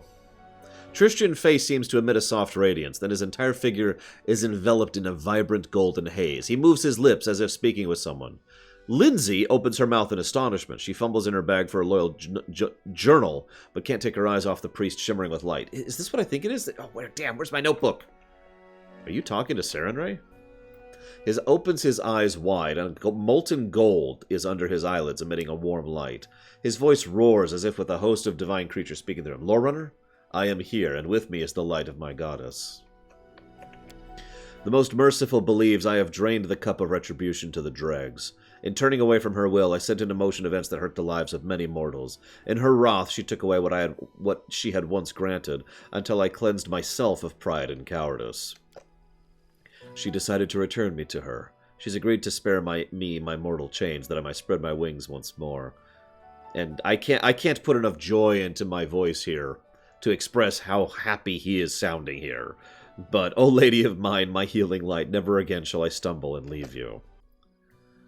Valerie sighs and says, look at him. I cannot stand fanatics, but this is so sincere. But, as if he remembers something, Nyrissa, the Stolen Lands.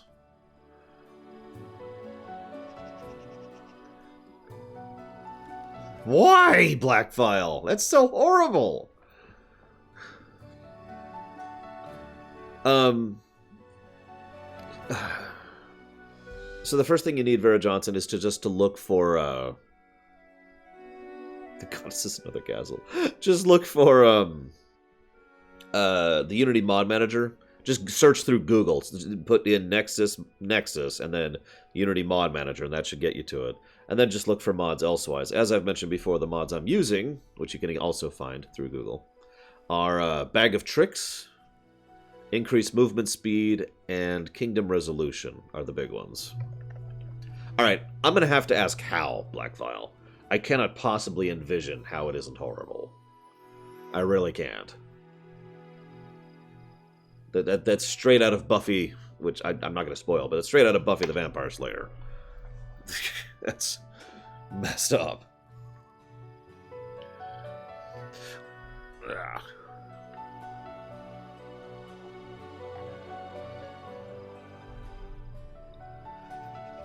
The Unity mod manager is just a mod manager for Unity games, Vera Johnson, of which this is one. To be clear about that.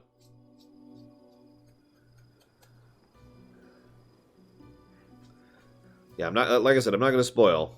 It's just, anybody who's watched all of Buffy knows what I'm referencing here.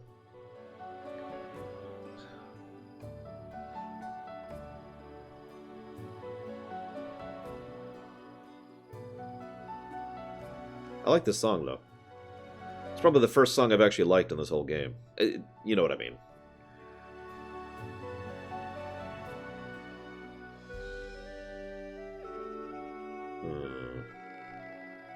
Well, that's not as bad, then, if he can go back to being a diva afterwards. Although it'd be kind of nice if he could stay a diva and in my party. Just saying. Hey, GM. Can I... No? No? Okay, whatever. Like, I got some stuff to deal with here. It'd be nice having a diva on my side, at least for a bit. What, am I too evil?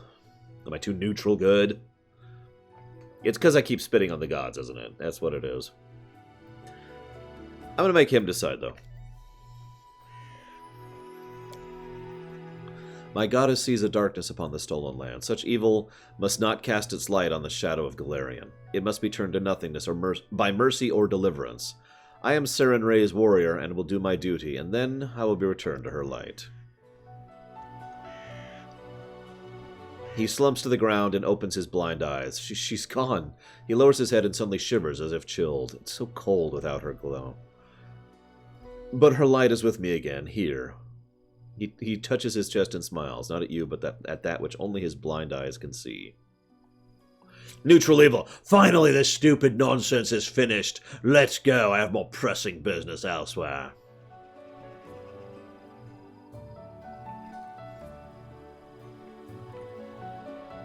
Chaotic neutral. Does this mean you'll finally stop whining and nagging?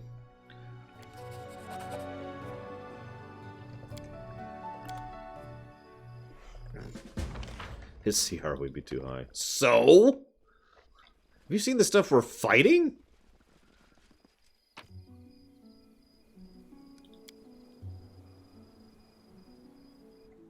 So where was that dragon, by the way, Blackfile? For no reason. I'm just curious.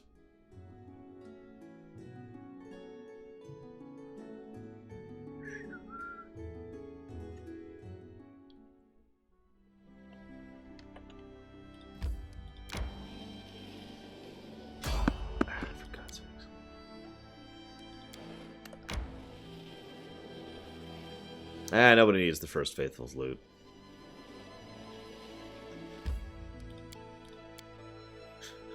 Let's see, what I loot off the First Faithful? Let's see. A few clippings of his own hair. Yep, yep. Toenail clippings, those are there too. Several journals, all diary entries about how much nobody understands his pain. Okay. What else we got here? Some Nickelback albums, that's strange.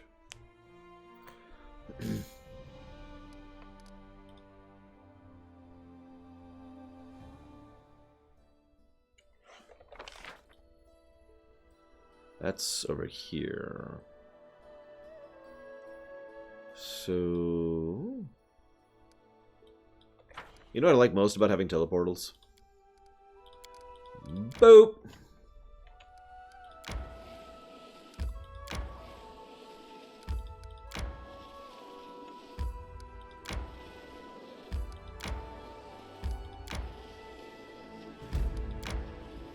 I need to catch my breath. Yeah, you're fine.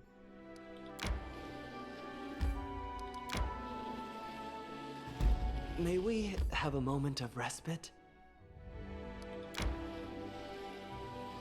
Resting would be nice, don't you think? That's probably it right there, isn't it? Ilthuliak sure sounds like a dragon to me.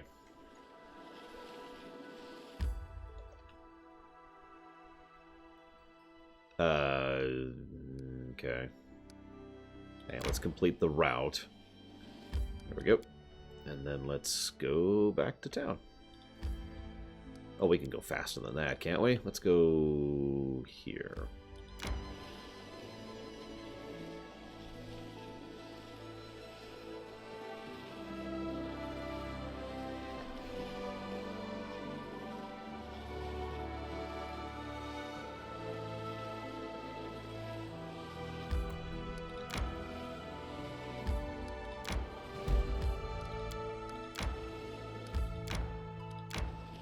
Characters are exhausted, and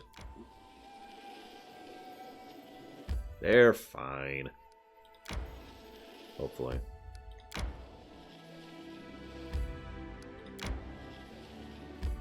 Okay, this is not as much faster as I was hoping because we got this crisscross thing going on.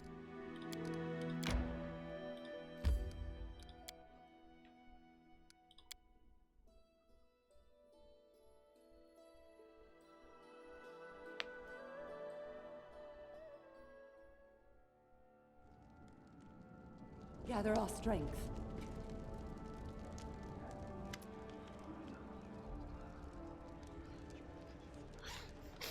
Come to tavern after the council. We need to talk about my damn tribe and about Neelock and about the ghost. Will you come? I'll wait. I'll try not to get drunk, but I really want to.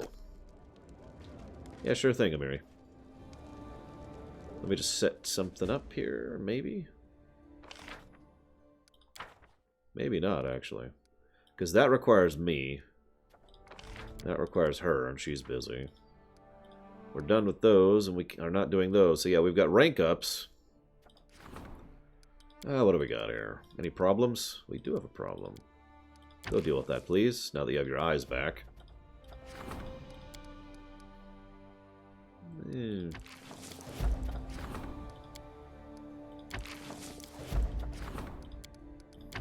There. We're actually doing all the events for once. Alright. Now, normally I'd go to bed first, but Amiri sounds like she's kind of in a hurry here, so... Let's see what's going on. I got your back, Amiri. Which is good, because that armor you're wearing certainly doesn't. I'm sorry.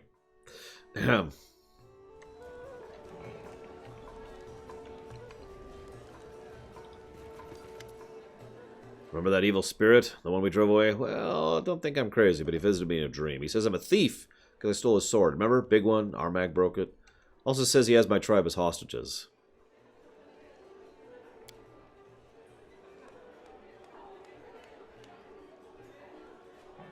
Did you really steal this sword from a giant? Well, oh, no need to lie now. I found it. I lied to everyone I took in battle, but the giant was dead for a long time. How would I know he'd want an old piece of iron back? He knows I saved the hilt. The ghost tells me to forge a new blade. He even said how to do it. There's a whole ritual. Or is he keeping his tribe? He said I have to fix the sword. Then he told me, okay. Got it. That makes sense.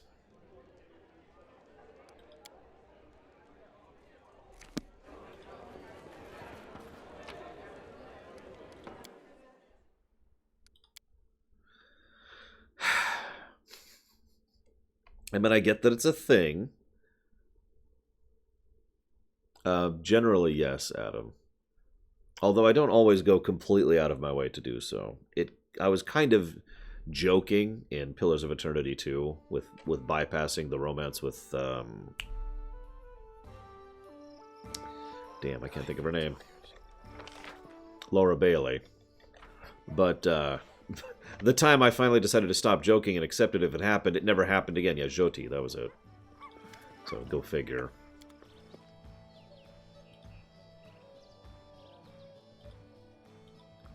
God, I have nothing to sell. I could sell the Ultimate Ring of Protection, but I'm not going to do that either. Really tempted to sell that crown. I really am.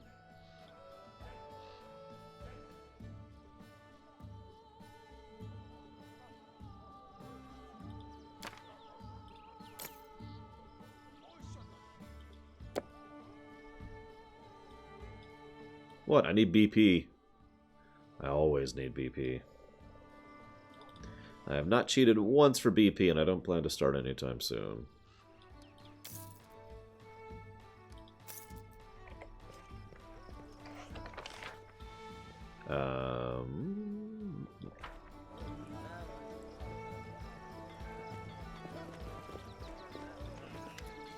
But what I usually do, Adam, is I don't so much avoid romance as I see how the game handles romance.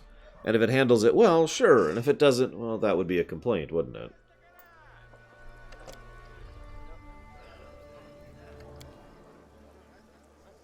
Okay.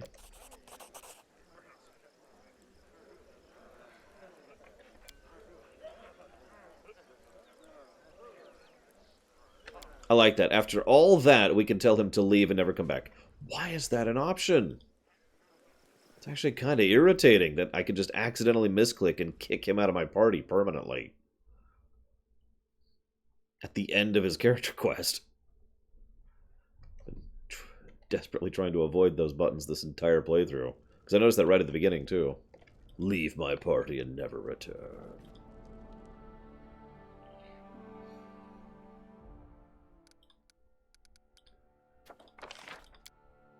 Of course.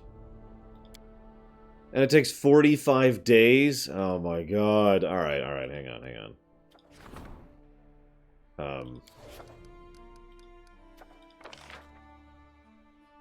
Okay, well at least that's idiot-proofed, because I know the attack is not idiot-proofed.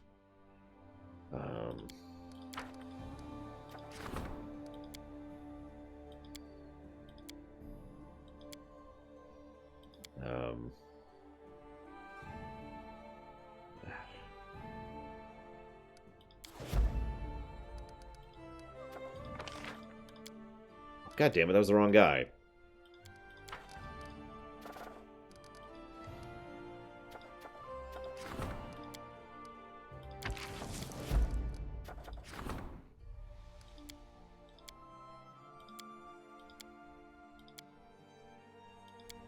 What the hell is Octave? Oh. Whatever. That ends in 2 days. I'll just wait 2 days. 1, 2...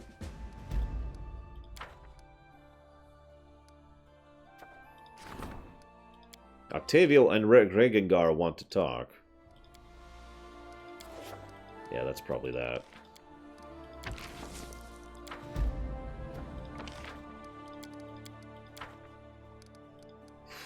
Good morning, Platty. Well, Ragwin.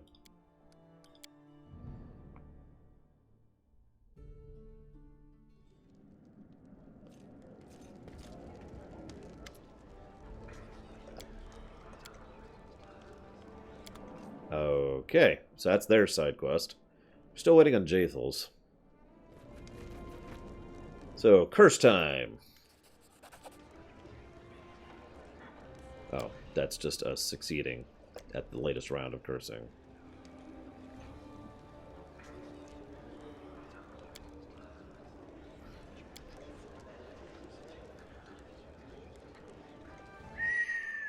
That's messed up. So the portal, I asked why can't we go back through the portal? Well, passage between the worlds is not reliable. We can't be sure of where it will take us or if it will activate at all. Tristian adds, such a portal is unreliable even for denizens of the First World. We only see a small portion of the hordes that Narissa is sending through the portal to attack us. She doesn't care about what happens to the countless who go missing. However, with each attack, the portal becomes more and more stable. I'd imagine there will soon be a passage with a steady stream between Galarian and the First World. Interesting.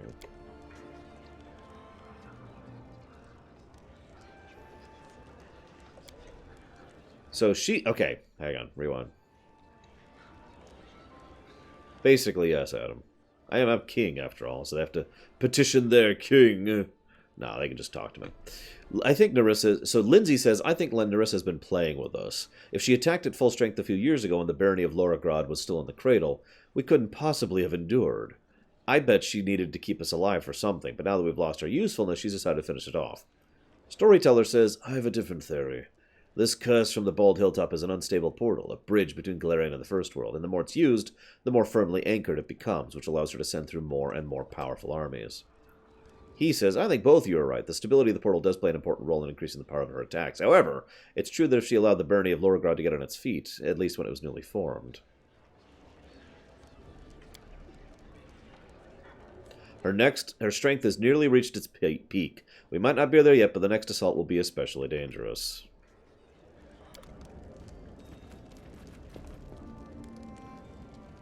Interesting. Hi, Tazara. What's up?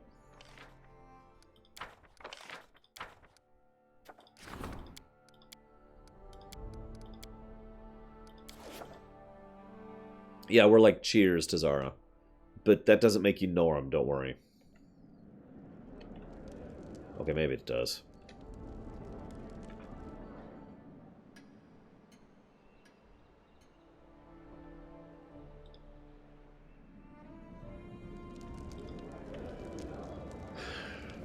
I do try to be as welcoming as I can to basically everybody. I don't always succeed, but that's one of those complicated quirks of reality. You ever notice that? It's something I've actually hated it my whole life. I get along with everyone, right? That's always been my thing since I was a kid. I'm the kid who gets along with everybody. And the vast majority of my friends or people that I get along with do not get along with each other. And then I'm forced to take a side and everything. I started just noping out of that. Like, nope, I'm over here. You deal with whatever. Where am I going?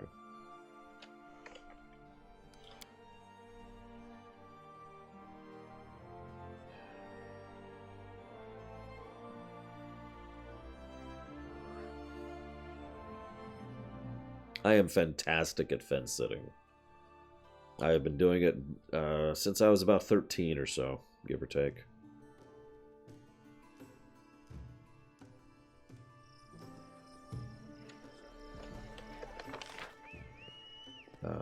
They moved. Oh, there they are. They're right here. What's up?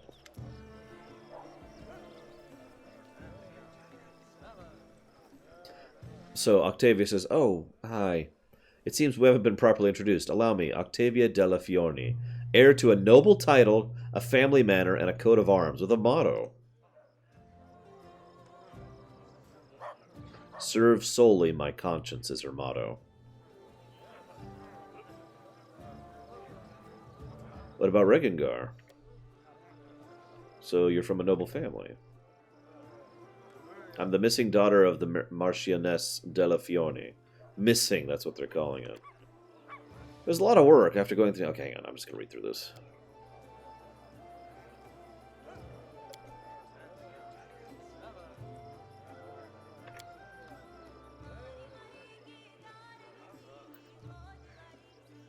Of course she's in Pitax.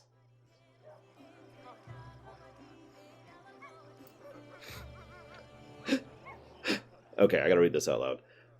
The Delafiorni family was waning before I was born. My mother's the last one. She's living in Pitax, in a small townhouse. I'm going to pay her a visit. I'd like you to accompany me. So I'm going to say, as you wish, Your Excellency. It would be an honor to visit with you on this fine excursion. She looks at you with confusion written on her face. At first she seems offended, but then she is bent in laughter.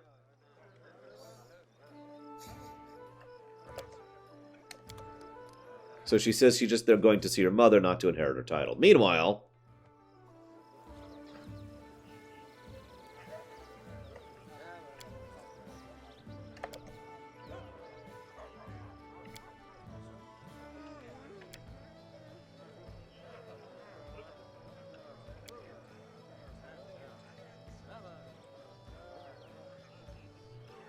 So Regengar's tribe is the sewer rats. No, wait, that's not it. The crab lice?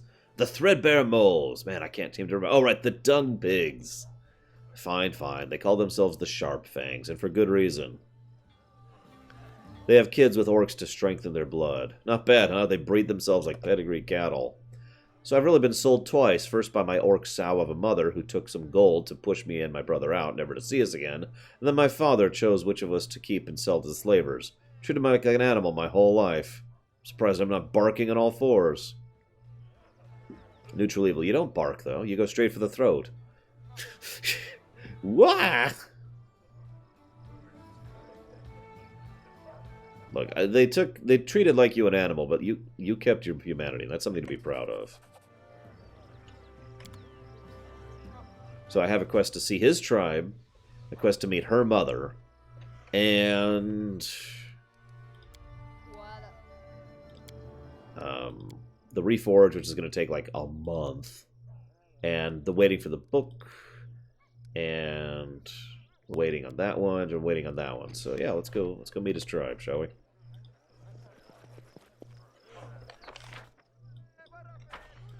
I know, right, Chuck? I mean, I guess evil and rude make a degree of sense. Am I lagging? Let's see, am I dropping any frames today? No frame drops today. Sorry. Oh, I should probably bring him, huh?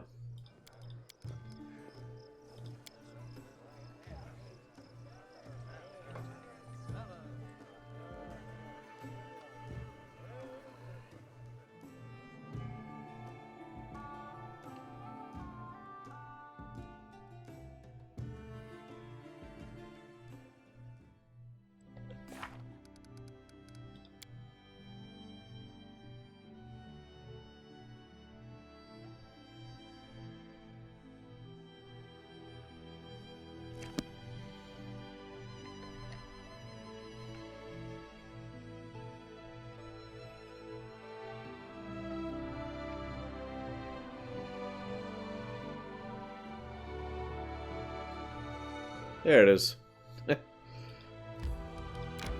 What am I doing? Stop.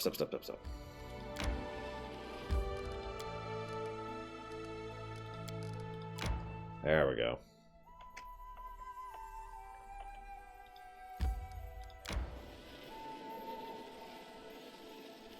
It's probably either a local thing or Twitch has something going on or whatever. Like I said, I actually don't have any dropped frames today. For once.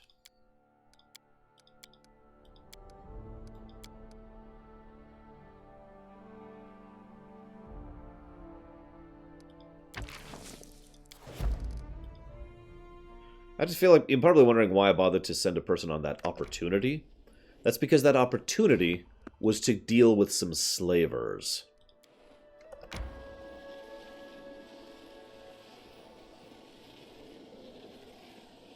So...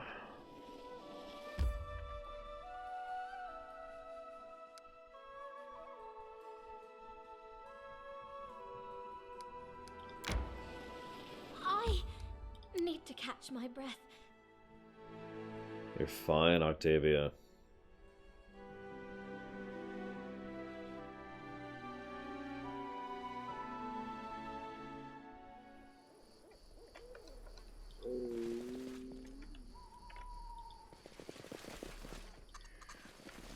Okay.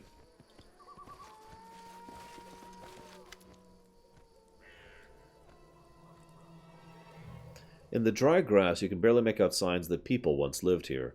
Burned bits of tents, rusty swords, rain-washed bones, and an old half-orc is the only living soul amongst the desolation. Wrapped in a charred mantle, he sits on the ground, devouring a raw rabbit and tossing the bones to a dog lying at his feet. He squints at you as you approach, but doesn't reach for any weapons. Huh? Who's there? No one comes by here anymore. I am Regengar, a son of the Sharp Fangs tribe, and they sold me into slavery, so where are the Sharp Fangs? You're looking at 'em. Oh, there, elders to children. Just me left of the Sharp Fangs. Well, me and you. I'm Ingrid, son of Shatara, last of the Sharp Fangs tribe. Got nowhere to go, and my hands have been feeble a long time. I sit here and eat whatever coal brings me, waiting for some kind person to pass by and help an old man bury all these bones. But no one comes here. They must think it's a cursed place. And they're right. Our tribe was always stronger, braver, and more valiant than the other tribes. You know why? We had a tradition. Mixing our blood with orc blood. Orc power, human prowess. We took the best of both races. No room for weaklings in the tribe. Weak children were either left in the field or sold to the city. You say you were sold? You must have been sickly. What good would that do to the tribe? Don't blame us for your own weakness. As Regengar clenches his fist, Octavia places a hand on his shoulder. Easy now, let him finish. The Sharp Fangs are dead. All dead. Chieftain's son destroyed them. See, Chieftain Agdon, may he feast eternally with Gorum, he didn't want anyone else's kid to become chieftain after him. So he needed an heir with incredible power. That's why he chose Gra the Dragon-Eye to bear his children, a mighty orc warrior who scorched her enemies with lightning. Boasted of having dragons in her family. She demanded a lot of gold for it, but she was delivered more than promised, and had not one child, but twins. Agdon thought a while on what to do, and wisely decided that a tribe doesn't need two chieftains, and sold the weaker one to someone from the city to get back some of the gold he'd spent. Started raising the second one, Stragar, to be our new chieftain. Well, was alright. Deft, cunning, strong. And he knew how to use dragon charms, could strike an elk with lightning from his hands when he was knee-high. But there must have been too much orc and dragon blood in him, and too little human. Older he got, the more he, well, you know. Had a temper like a dragon. Something went wrong, he'd start fighting right off. Couldn't tell his tribe folk from strangers. He'd shoot lightning at the tiniest provocation. Was always cocky with his father, too. Called him names. Screaming about how the chieftain sold his brother. Saying he'd look for him and return to the tribe. In a word, crazy. Anyone else would have been happy for the chieftain's mantle. The one I wear now. Anyone else would be happy to be getting the mantle, especially with no rivals for it. But he was stubborn. He wanted his brother back, no matter what. And one time, Agdon grew tired of Stragar's whims. Decided to teach him a lesson, as a father does. Knocked him a couple times with the long rod. And that was it. Boy screamed like the hells, and his eyes blared blue. Started shooting lightning all around. It was terrifying.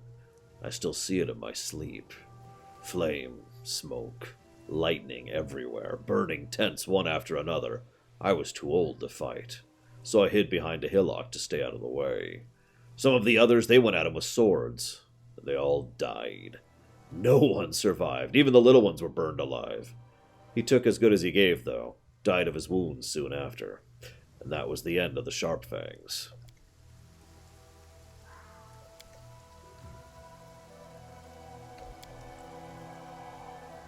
So what do you say, Regengar? Oh, what is there to say? Lend me a hand here. Let's give these jerks a proper burial, at least. Basically, it turned into an event which gave me a negative until I finished the event, which turned the negative into a positive, Adam, to summarize. So, lad, you're Stragar's brother, the chieftain's second son. Well, this is yours, then.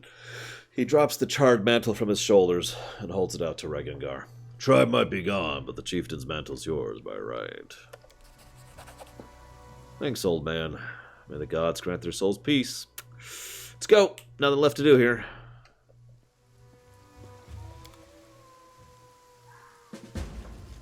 Okay. Regengar? Regengar? Oh, gee, he left without me. He literally left the party. Did you see that? He literally left the party.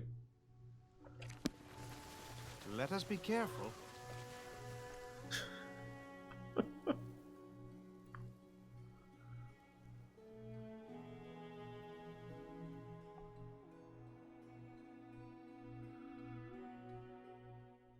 I need to catch my breath. After that event, I don't blame you. That was pretty heavy. I feel tired. No, I was thinking of the Vivarians or Davidians or whatever. We should gather our strength.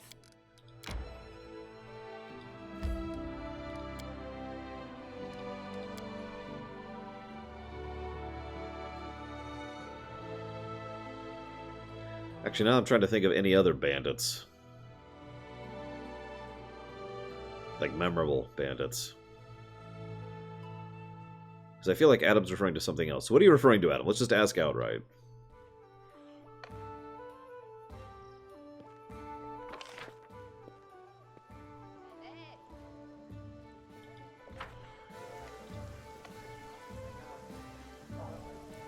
You know, I like that picture in the background, but it's such a weird angle. I keep thinking, oh god, the earth is falling!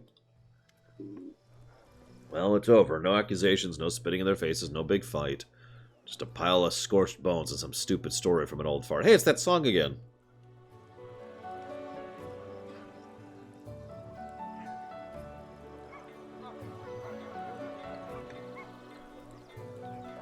Awful evil. They got what they deserved. Chaotic evil. You shouldn't have spared the old man. I'm not here to judge or pry. I'm just glad I could help. You know what? You can pry into my soul as much as you want. You've earned it. Full permission. It's not exactly a nice place in there, but it's not like we're strangers, right? It's a shame I couldn't meet my brother, of course, but he's in Pharasma's hands now, just like the rest of them. Buried and... well, no, not forgotten. I'll remember this. Just left behind. I don't want to waste more time in lessons and everything like Lindsay does, but if the conclusion can be drawn from a story like this, it's this. Let's not screw our lives like these pieces of crap did. You're my tribe. You.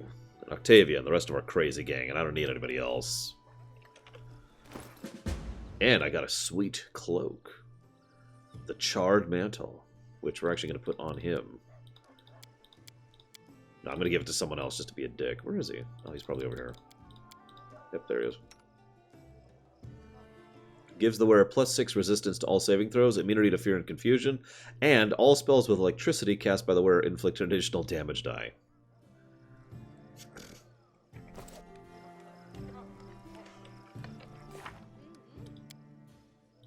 So I can't do that. I'm waiting on that. I'm waiting on that. I'm waiting on that. I'm waiting on that. We are officially waiting on everything. The path is clear. Shut up, stomach. Nobody likes you.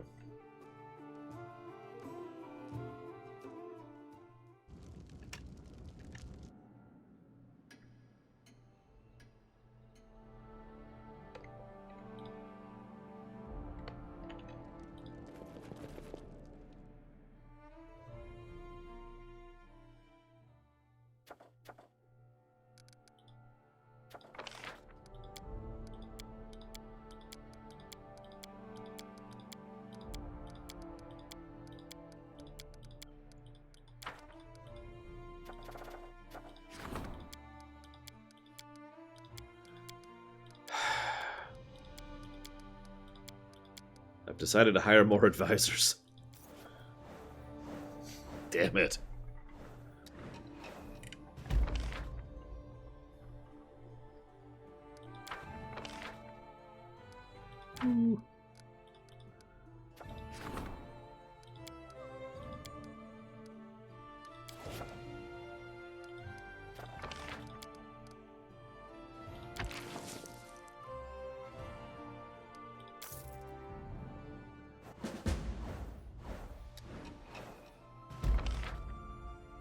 No. Yay. Also no.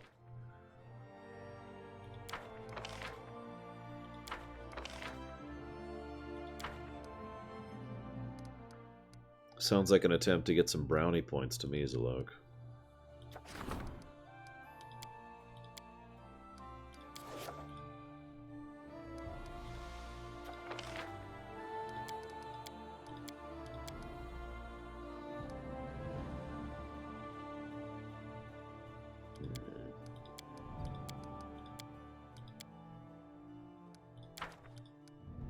We'll do one of these instead. I want to stay above 1,000 BP if I can.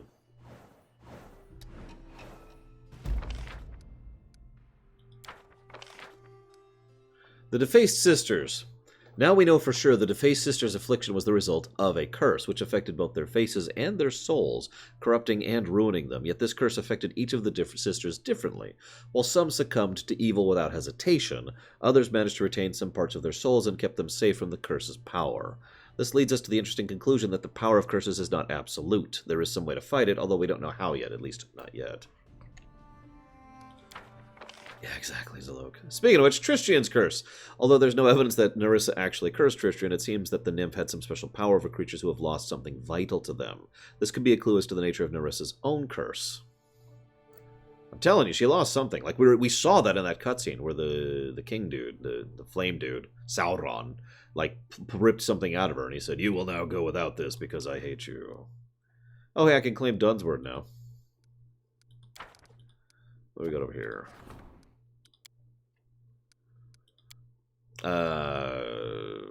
I don't know. I mean, I haven't even looked, if I'm being honest.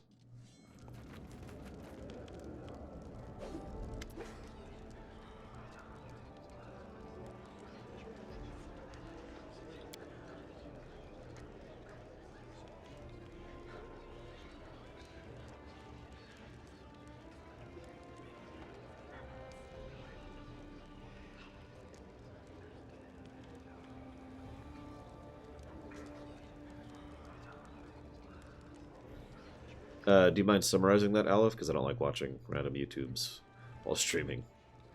So there's an issue that demands your attention. Seven Arches wants to bring their fleet to Navorabo, allegedly to combat piracy. But in fact, they simply can't accept the elves of Keonan are trading dwarven rares with the Five King Mountains. Control over Novoboro would allow Seven Arches to collect duties along this trade route. Both Keonan and the Seven Arches are asking for diplomatic support. I think we should put the Seven Arches on a shorter leash. Their most recent step is just another attempt to take away someone else's living. We can also bring our own fleet to Novoboro and steal their initiative, but it's better we have Keonan as an ally. That's actually a surprisingly complex situation.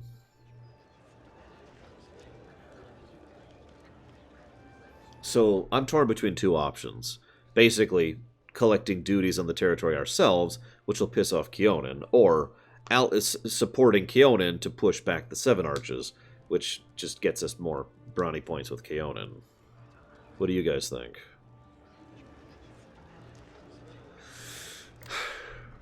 I suppose while I'm waiting for an answer, I could click this and mute it immediately. Quick, mute, mute, mute, mute, mute, mute, mute, mute, mute. There we go. Okay.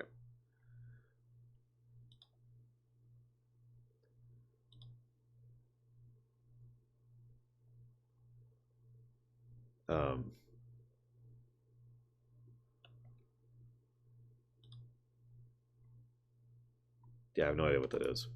I'll probably watch it later. Anyone? Okay, screw it. Let's do this.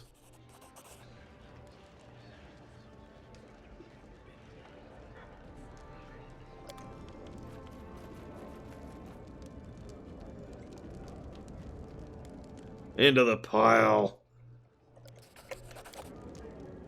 Fling.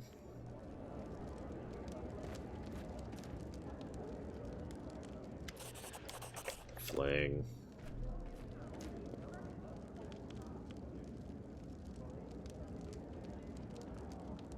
What are they doing with ship combat? Like, it wasn't the best, but it was actually quite serviceable.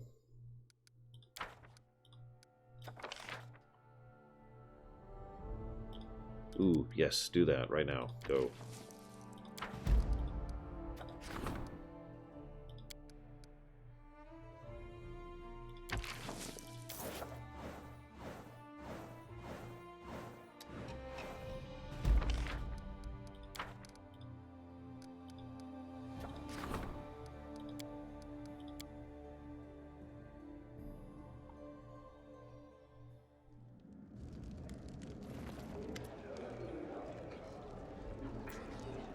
Lindsay's eyes glitter and her nostrils flare with rage, but for some reason she speaks in a whisper. Such insolence, such unforgettable, monstrous, unimaginable insolence. Someone stole the throne. Jesus, Lindsay.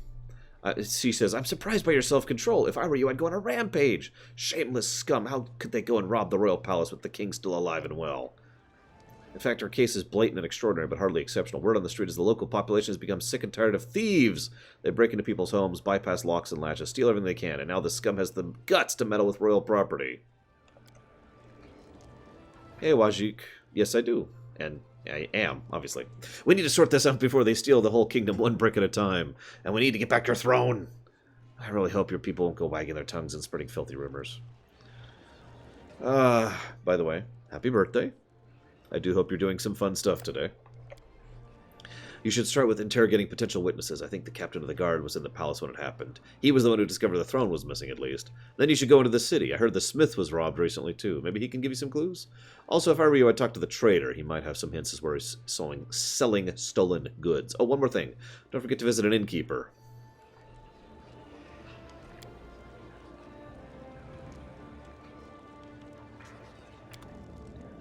Great.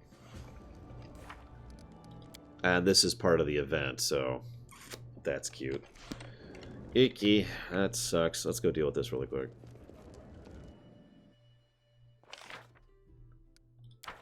How do you lose a sub? Never mind, I don't want to know. Let's deal with these really quick.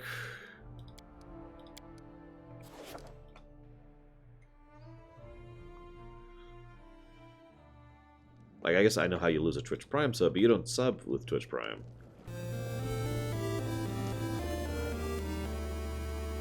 You sub with that. As I was just indicating. Well, Tizara, I'm afraid you leave me no choice but to say thank you very, very much, as always. Now, where you'd like to put that is, as ever and always, completely up to you. However, it is worth noting, I don't know if you noticed, but the badge fund, pin fund, has kind of inched up a little bit because I have 4 more batches of pins that I have paid for at this point, and I'm shipping out. In fact, I actually need to do another one because I just got another one today to deal with, so I need to pay for that and get that dealt with.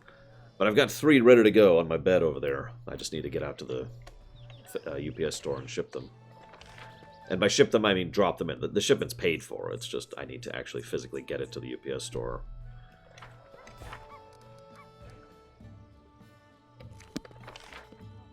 Anyways, point being that you're awesome, Tizara. That's the point.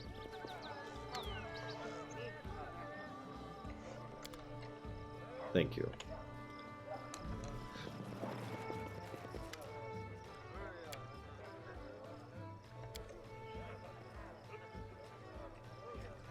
So the thieves are using magic portals to steal, which is bad. Like, really bad.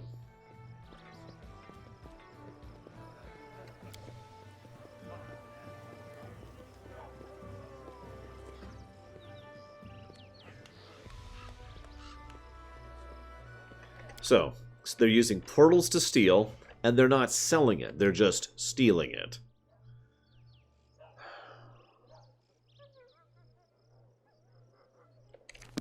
That's, interesting, actually. And of course, that's probably why this is a primary quest and not a side quest, because, I mean, think about it for a second. This is foreign espionage in a nutshell right here. Oh, they can't even take care of their own people.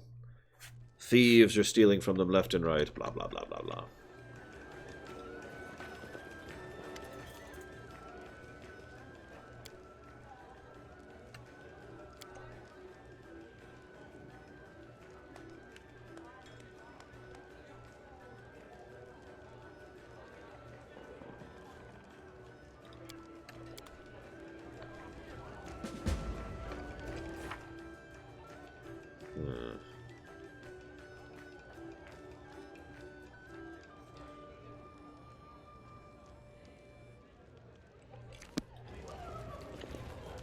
I mean, we've been doing it pretty normally.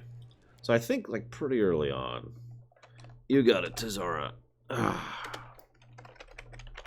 So that's... Oh, I never remember how much the tier 3 one is. You're one of my only tier 3 subs, and I have to look it up every time. Whoops! Give me a second. I hit the wrong button. I know what you're thinking. What does it matter? Well, Twitch literally calculates subs differently based on which tier of sub it is. I don't know why. Could somebody link me my own document really quick? The document that that shows the points and all that. I mean, I could go find it, but if someone could link me it, that would be a lot quicker, please. It's accidentally closed it just now. Okay, here we go. So that's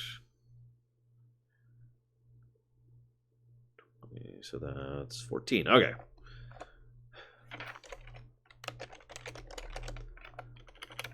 There we go. The document. I'll just find it. It's already taken too long. Hang on, I'll just find it. Give me a second. Should be this account and this document. There we go.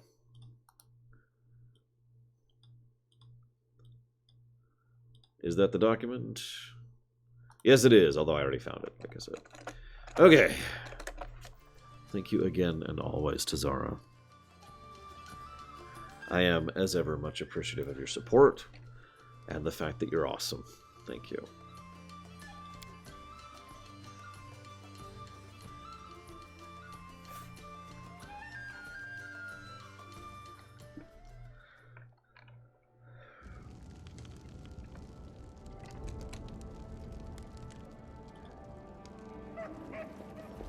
How may I serve you, Your Highness? You can't, apparently. You can't either. Yeah,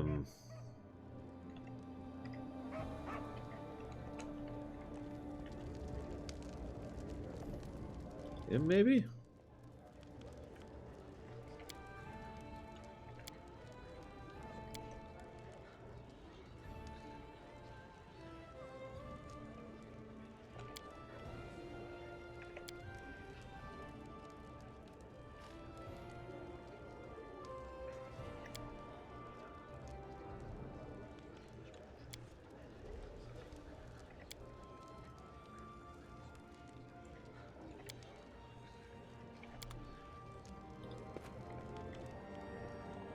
Okay, this is gonna sound stupid, but where's the captain of my guard? Or is it outside?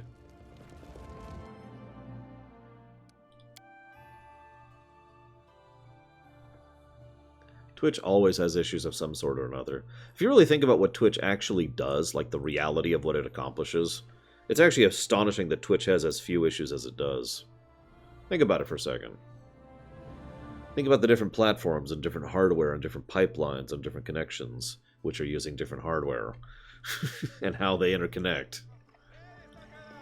Think about the level of types of codecs they need to use to constantly live convert information and video files, and so forth and so on. One of the biggest lessons you'll learn if you ever try to just have your own video files hosted on your website, which is something I've looked into, of course, is you have to figure out a way to basically do what YouTube already does. Because what YouTube does is it converts video output across a wide variety of codecs so that different people with different files, with different codecs, with different browsers, with different OSs, with different hardware, can all view the same file relatively the same. And that's a process. Getting from point A to point B, there's a whole thing.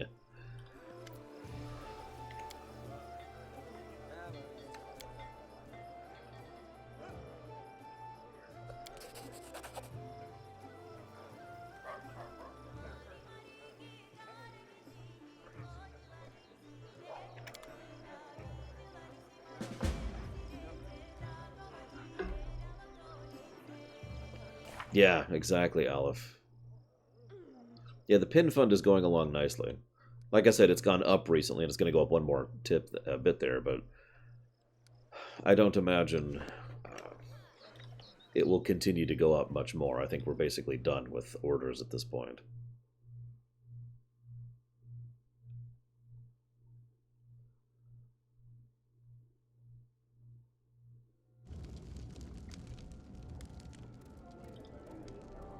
Then I'll have to start selling them for profit. I'm kidding. Basically, yes, Aleph. So if you look at my website in the upper right, I have the pin fund, and that is the 100% exactly how much it cost me to make these happen.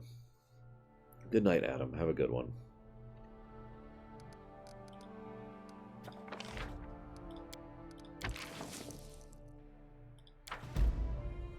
Like I was just joking at, I don't actually make a penny off of these things. I'm just selling. Selling them at cost. I'm asking people to pay for the price of shipping, and getting the packages and getting the sleeves and all that fun stuff. All the expenses that go into actually getting it to people. There are 3 that need to go out, but they're paid for and done, and there's 1 I still need to pay for, and then we're caught up basically to Zara. The problem is the local store closes at 7, and I stream until after that, so I'm basically going to have to go without a nap one of these days in order to go deal with that. Okay, so is that... Yep, 23 days. So let's do one of these.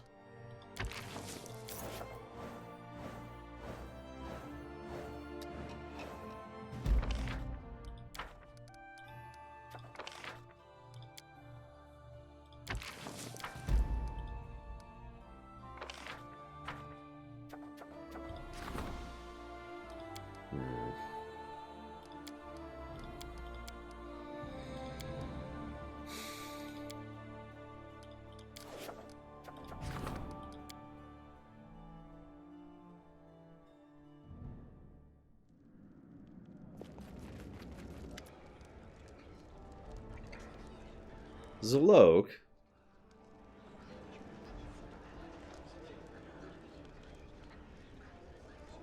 And then King Lord Runner proudly said, "Your evil deed ends now. Or is it better, we've uncovered your vile plan." She's trying to write something on the go, but she interrupts herself and looks up. "Oh, Your Highness, we have unbelievably, terribly important news. We managed to discover our well, here, he'll tell you." The storyteller waits patiently until she finishes her ardent speech. I will have to begin from what I tell you. I will have to begin from afar to let you see what I saw with my blind eyes. The stolen lands are like a cradle in an abandoned house in which the wind swings the skeleton of a child. No few newborn kingdoms have died here, just after taking their first breath. I have collected their stories. Those precious stars have been lost to the dust, and I begin to notice some commonalities. It's like a pattern that repeats across different embroideries, the handwriting of the same author across all their stories. One word here, another hint there, false visions, references to a mysterious patroness, lover, mentor, tragic coincidences, strangely non-random, peoples and countries brought to destruction all across different roads, but behind them there always stood the same ominous shadow. And we know what that shadow is, Nyrissa, the evil nymph who sent monsters to our land and did all that stuff to Tristram, but that's not even the important thing. Importantly is, we can get her. Wait, what? Well, it all started with the fact that I really wanted to listen to the storyteller's stories. I've been following him for a long time and asked and told him about our adventures, and sometimes I just sat behind him and we chatted. But finally, after I told him about the defaced sisters and the horrors of the abandoned castle, he noticed the story seemed strangely similar to the ones he'd heard before. The bards know how to send messages through dreams. I try not to use it. For some reason, people get mad when I appear in their dreams and read my new poems. Anyways, the storyteller came up with a ritual based on that spell. We'll collect everything connected to Nyrissa, everything, starting with her every track in the abandoned castle. And after gathering everything, we'll unite his ability to tell stories with my ability to travel into dreams. So we'll enter Nyrissa's dream. Do we still have that amulet with the string of hair she gave you before the battle with the Stag Lord? Actually, I do, I believe. Hi, Tessie. We'll learn all her evil secrets. It can be dangerous. In dreams, monsters are more terrible than those we meet in the real world. I don't know if I agree with that. But I urge you to not neglect this chance, King. You are opposed by a powerful enemy who has destroyed dozens of kingdoms and empires. If you do not face her face to face and discover her weaknesses, your country will end up in one of my stories. So it'll have to be me and Lindsay alone. That'll suck. A bard and a sorcerer walks into a bar together.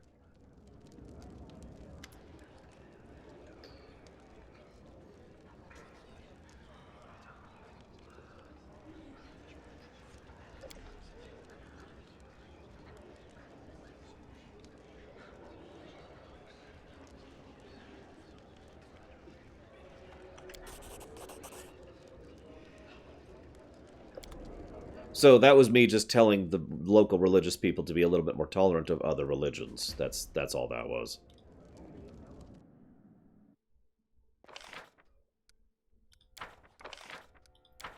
Well, no, I'm not doing it today anyways, Platty. I remember I still need to get one more thing paid for and printed. Well, that's going to take 30 days to do, so let's go ahead and get started on that. That's true, Aleph. And she actually does have several summon spells as well, and she's actually set up as a hell of a buffer, so... Yeah, actually, between the two of us, we might be death incarnate. Don't call me the Lich King for nothing.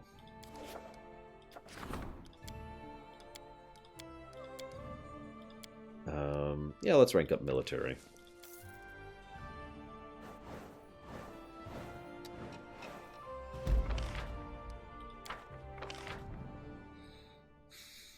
Well, thank you, Zilog. I didn't want to call it out specifically, because I know some people like to keep that stuff private, but I noticed the email, so thank you. Good morning, Golvarg. You ready to enter the dreams of our enemy and seduce...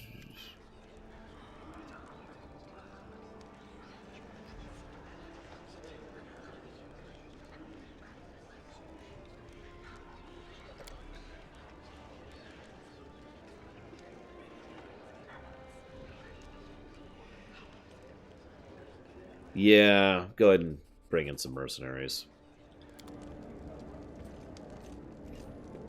I know, right, Aleph? He's a lich! It's not an insult, it's a statement of fact. He's literally a lich. Ugh, I'm running out of BP again.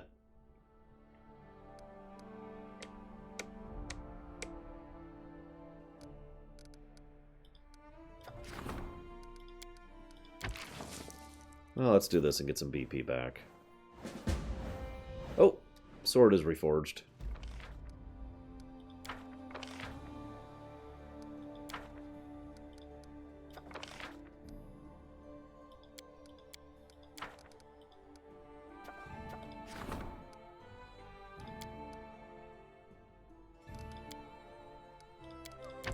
Exactly, Leander. So everyone's like, you need to have a child, you need to have a child. I'm like, why? Look, I got this.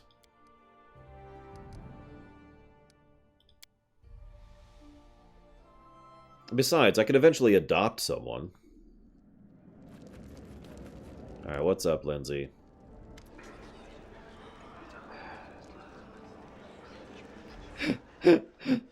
I'm sorry. So Lindsay's cheeks are flushed and she's out of breath. It seems like she must have run all the way to the throne room. Disaster!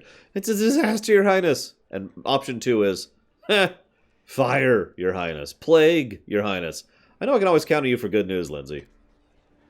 Well, you think that you'd become a king and just get to feast every day, enjoying the fawning of your lords and ladies and waiting and holding tournaments? You sit on the throne. You could be so kind as to rule. I mean, yeah.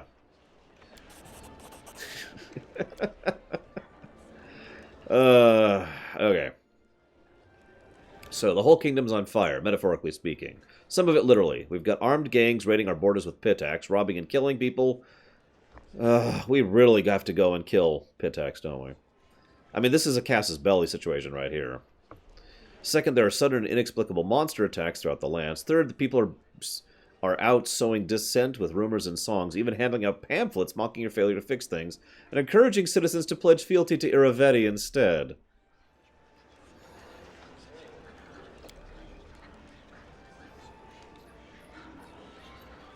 So we are under siege by a bard king, in other words. He's not coming at us with an army, because why would a bard lead an army? Why am I just now hearing about this? Okay, so Iravetti's behind this. Do we have any definitive proof? Nope. Stolen lands are used to... Oh, jeez, hang on. Got it.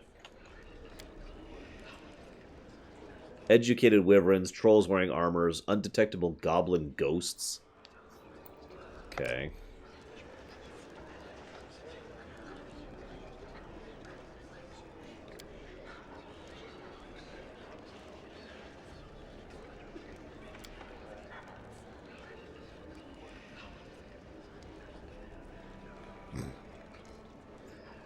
Fortunately, the situation could be worse. Your decisive victory in the Rushlight tournament really bolstered the people's faith in you and your abilities. It's funny how such nonsense can affect people's minds more than real feats and atrocities do, but this works out in your favor.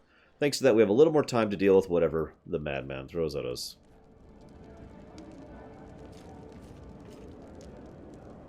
I mean, we do have a bard on our team, Golvag.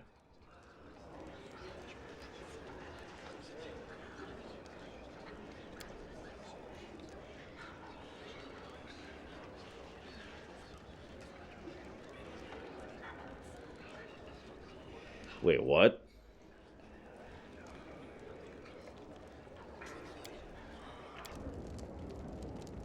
Oh, Jesus, here we go.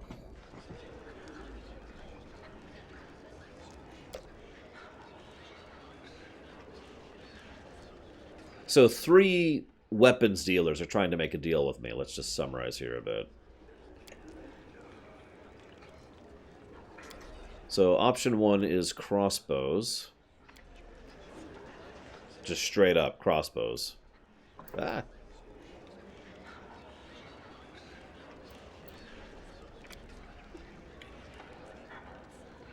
Magic doesn't work in Alkenstar. So they have science. Okay, so crossbows and tech is option 1. Option 2. This is the one he recommends, excuse me, by the way. So these guys are offering advisors, trainers, and experience, as well as magic support.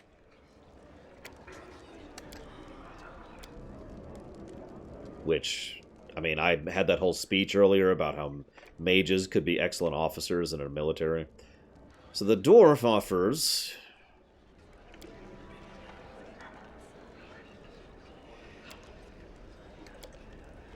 religion.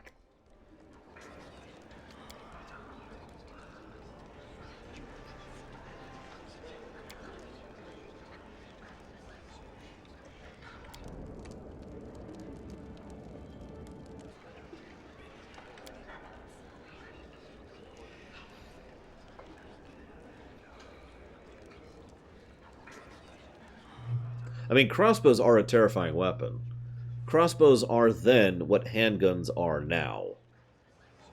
They're a bizarre and horrifying equalizer. Anybody with a crossbow can do serious damage to someone who's trained his entire life to know how to use and wield a sword and armor.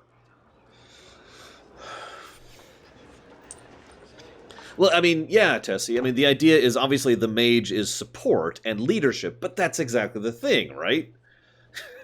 Just to summarize, I had a whole speech about it, like I said, but just to summarize it, like the mage being the coordinator and organizing and leading the troops and sending the tactics and, you know, buffing and debuffing with their magic makes sense in an officer corps position. If magic existed in Star Trek, wouldn't you expect Picard to be a mage? To use a weird parallel.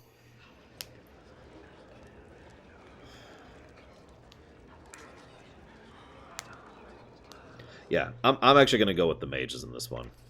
Crossbows are brilliant, really, but I've already said my keep on that. And I'm kind of a sorcerer king myself, so, you know, got a little bit of a stake in that race.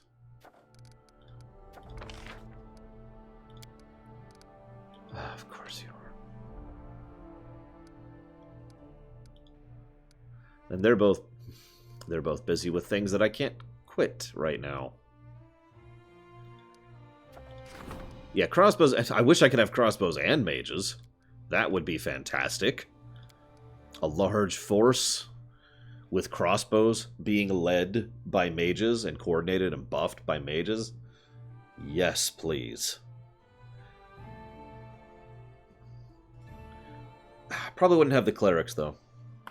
Yeah, I know, but I mean, you can't really have clerics without having their religion along with it. And pray unto Bob, for he is almighty. No. We're just trying to heal our troops so they can win this battle. Yes, Bob, we'll give you... No. The magic of healing. Yes, Bob's magic. Okay.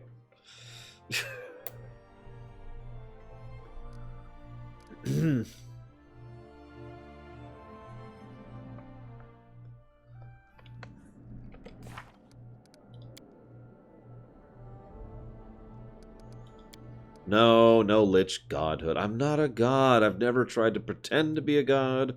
I'm never gonna be a god. If I had the power of a Q, I still wouldn't be a god. Come on, guys. Let's go. Let's just know.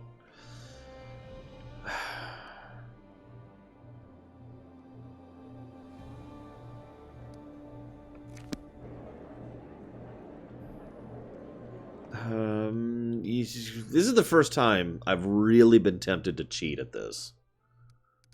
I know what you're thinking. Cheat on what? Well, I kind of want to cheat on, like, ending some of these things sooner. Because I'm pretty sure that's a cheat I have access to, is making these things take 0 time. Really tempted by that. Because otherwise all I'm going to do is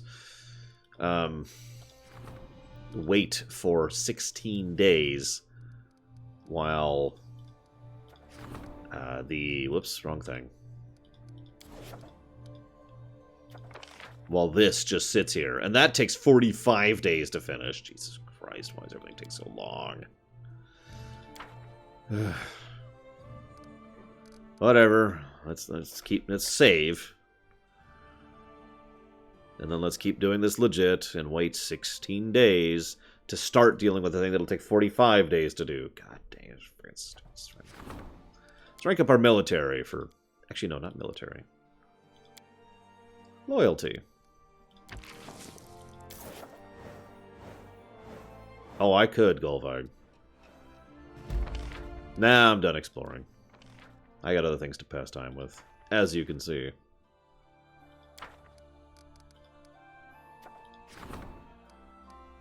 Oh, for God's sakes.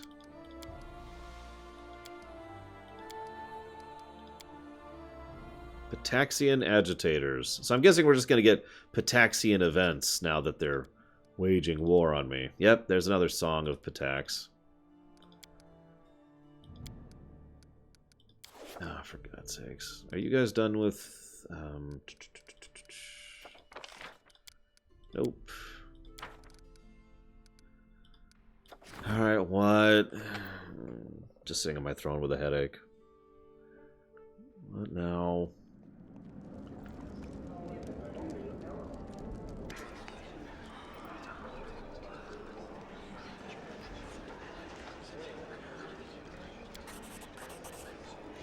Oh, for God's sakes.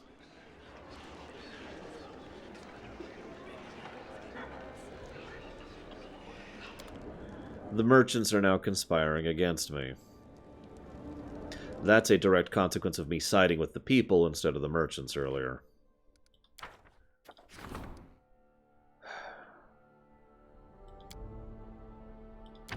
Go deal with that, please.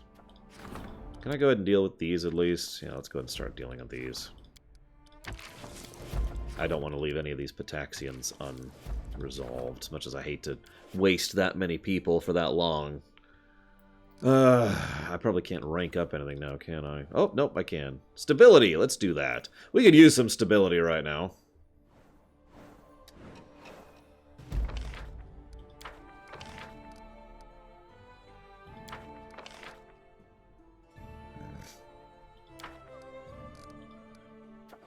Now what?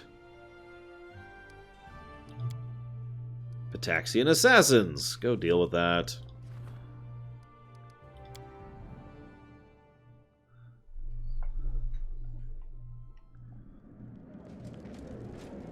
Dancing lights is another very useful one, Golbag.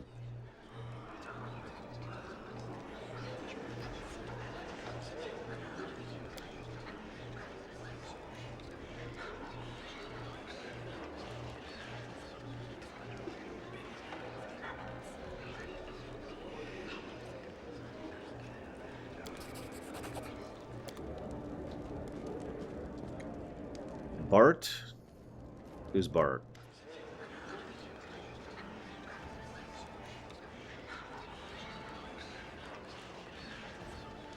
What? A sizable group of elves from Keonan has crossed the border into your kingdom. They send a message to you. You may read it if you wish, but I can state the substance in a few words. We demand you turn over the murderer. We await your response. The exact thing says, we need not be enemies. Give us the criminal murderer guilty of death of our children and friends, and we will leave your kingdom in peace. Be wise, ruler. Your lands have suffered greatly, and keeping treacherous monsters by your side cannot improve your kingdom's lot. I don't know what they're referring to. Of course you follow me. They all do. Oh my gosh. Hang on.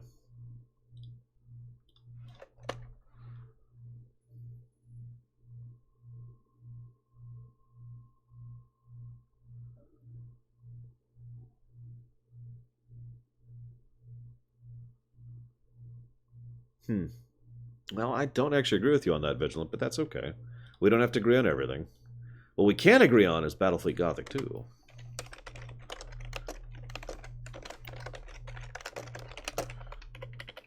There we go. For which I say thank you very, very much, Vigilant, as ever and as always. But I suppose part of it comes from, just to defend my side a little bit, because I actually agree with you, but at the same time I disagree with you.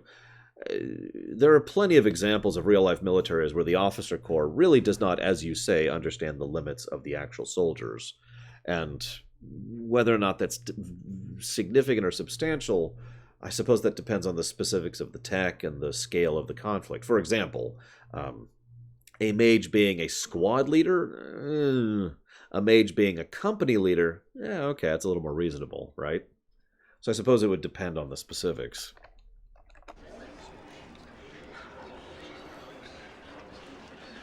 So, Jaethel stares at you closely as if trying to assess something. Is she studying you or considering the larger situation? I suppose we should meet with them. Back then, near the Thorn River after the battle with the Elven youngsters, I felt Urgathoa's presence for the first time since I was reborn, and now I feel something similar, a command or a shadow of one. Alright. So apparently that is her side quest, which I was figuring. Before we go deal with that, let's double check on a few things. I like to think, by the way, this is just pure headcanon, that at some point or another, the Lich Lord walked up to Miri and says, so have you considered armor? Why would I wear armor? Well, you know, to protect your... And he just stumbles as he's trying to gesture towards her stomach, and she's like, what? Armor would just slow me down. Do you know how heavy this sword is? Well, yes, but... And do you know how much heavier it'd be if I was wearing armor, too? Yeah, but... You... And she just doesn't get it, you know? Did we deal with all the Pataxian things? I think we did. Yep, we did.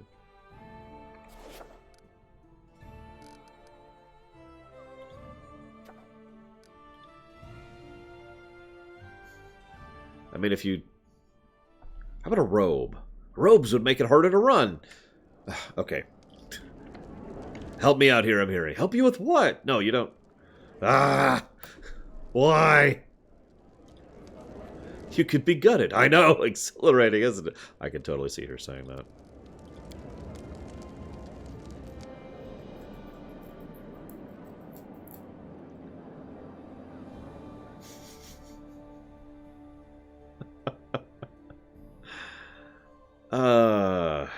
One of Bungie's old IPs, Myth, was had a fascinating discourse about the barbarians. See, the whole point was the barbarians wielded big old claymores and thus could do a lot of damage in a short period of time. But in order to compensate for that, they deliberately didn't wear armor. This made them faster, as in they could literally... is that it? No, that's not it. They could literally run faster.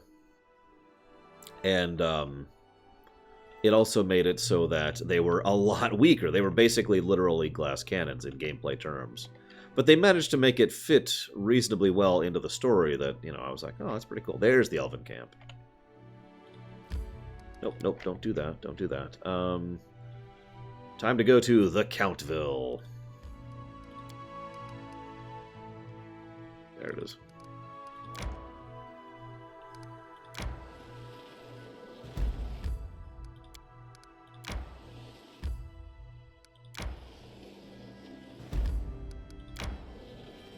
Oh, I know, Aleph. I mean, let's be honest with ourselves. People could do somersaults and tricks in well-designed full plate armor.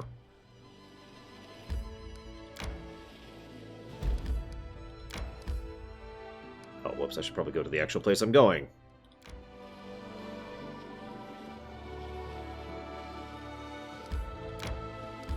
I need to catch my breath.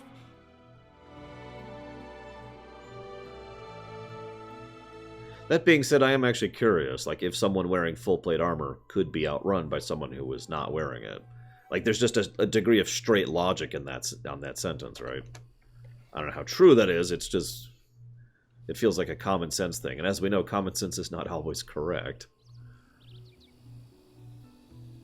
Common sense would tell you that, you know, space is cold, and therefore heat management isn't an issue in space, when in fact it's actually the exact opposite, because heat distribution basically doesn't exist in space.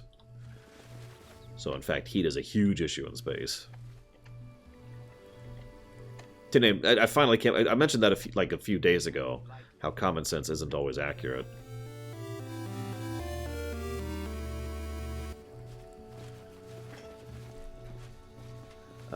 Hang on. Okay. Thank you very, very much, the end of line. As ever, and as always, much appreciate those subs. If you'll give me a moment. Let me look down here. There it is. I say you've already put stuff towards Unity, so I will just add that to the pile for when we finally, in a few weeks or months, get to Phase 2 streaming. Thank you again very much, as always.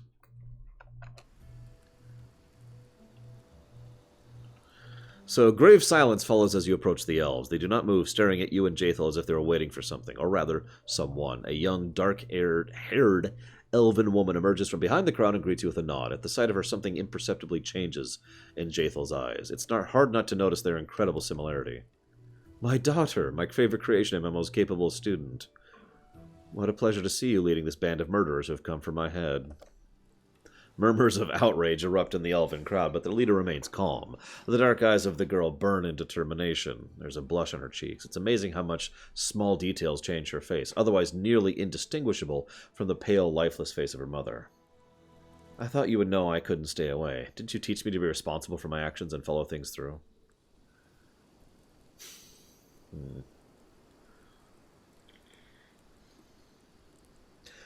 Oh, absolutely, Olive. I mean, I've actually worn plate armor in real life, although only briefly. I usually wear chainmail armor when it comes to, you know, that kind of a thing.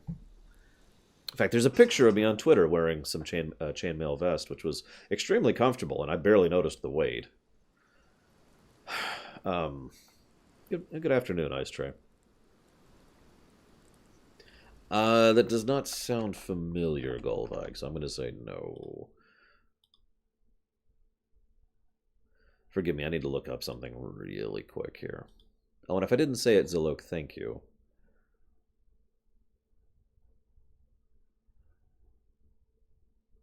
Is this it? No. There it is. Sorry, I'm looking something up really quick here. Your dedication will be rewarded. Well, who knew? What do we got here? Okay, no updates. I should just leave that open so I can check it later. All right, who just donated? I lost my stuff. Here we go. Oh, excuse me. Well, thank you very, very much, Ice Tray. As ever, and as always, I appreciate your support. But more to the point, I appreciate your putting that towards the pin fund. I actually had the pin fund open earlier, and I closed it because I'm a moron. But let me put that right there. In fact, if I'm not mistaken, yep, this is not the first time you've put towards it, so I'm just going to jot that down, and I'll update the site later. Thank you again, Ice Tray, very, very much. Okay. Then I think I actually have heard of that, Golvag, now that you're saying it that way. So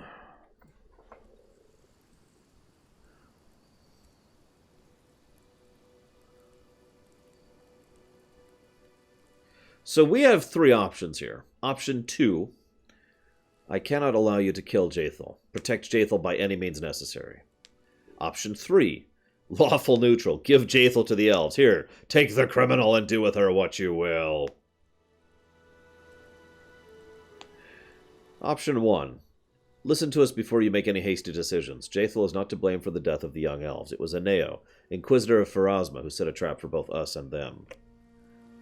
Open your eyes, girl. Didn't I teach you to think with your head and not to fall into traps laid by facile provocation? You might have reasoned that I'm no use in killing these foolish young elves you wish to avenge. True, you had no use for it, but if they were any use to you, you would have killed them without hesitation, right? I know better than anyone. I know how far you would go if someone tries to stop you. Or if no one stops you. I persuaded the court to send you into exile. I used everything I could, friends, connections, arts of logic and persuasion, that you taught me, and achieved the mildest punishment possible. It was a mistake. If I hadn't done it, our young youths would still be drawing breath. Love blinded me, and you told me many times that our feelings are our worst advisors, but only now have I finally learned this lesson. It is my duty to stop you, and I will see it through. I'm sorry, King. I have no wish to invade your lands, but there's no other way. Give us the murder, and we will leave in peace. God, that sounds horrible, Gulvag. I would probably be dead the first day from trying to do that, with all my issues and problems. I wonder what kind of attrition rate they had early on.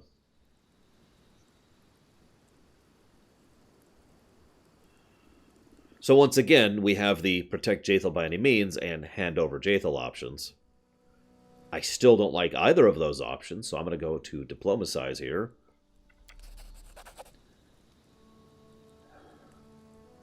So what I say is, and yet I ask you to leave. There's no need to spill any more blood on my land. The king of this torn land is right. We are not some robbers to attack his companions, even in the name of justice. And now I literally have to choose between protecting Jaethal or giving Jaethal to the elves.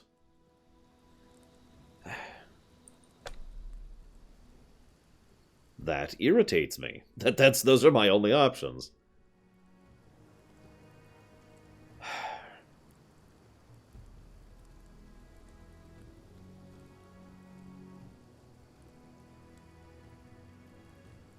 Well, in the interest of seeing her story arc through, and for no other reason, we'll go ahead and say, I cannot allow you to kill Jaethal.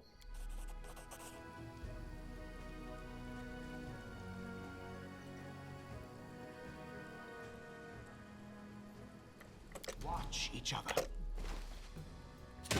I never had a Succeed, chance.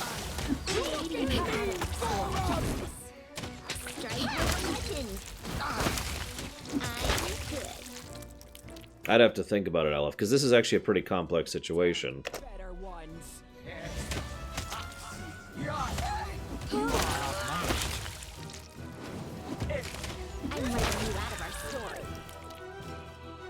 I mean, if nothing else, the fact that my diplomacy check changed nothing and did nothing is a little bit discouraging. No contest. Exceed yours. We done? Need to catch my breath. Yay, I've killed more elves on my land. Great.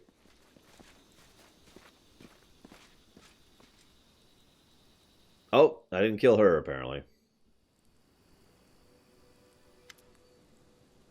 Jaethal approaches the fallen Nortella and freezes like a statue. The scene from the elven camp at the Thorn River repeats itself once again, but now, instead of some unknown elven girl, her own daughter lies at the Inquisitor's feet, and she seems still alive. I hear you.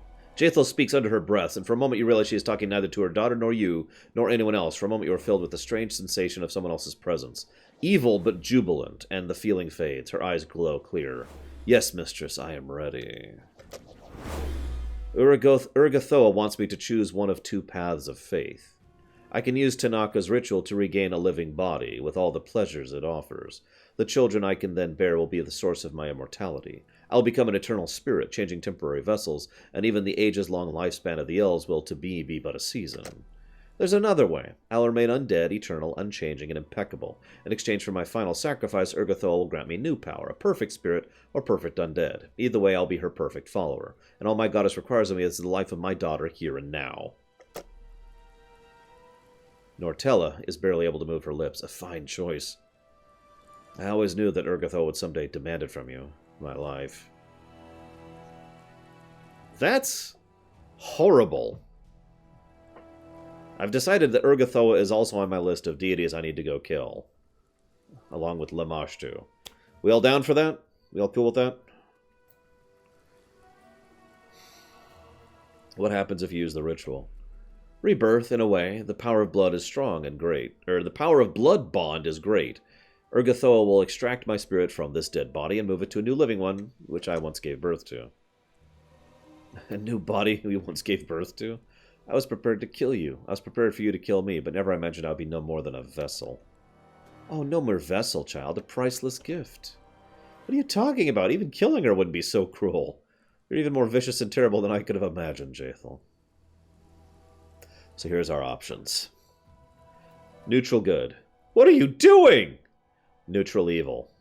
Life is full of feeling and pleasure. You should take the body of your daughter.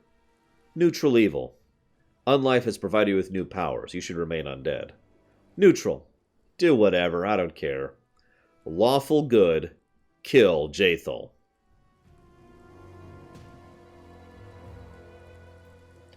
What would you do?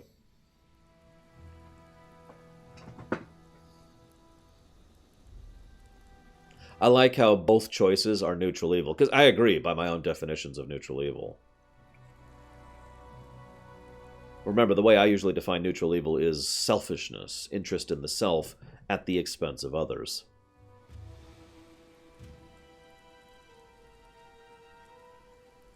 So, killing your daughter for Tyonis, this was a fairly neutral evil act.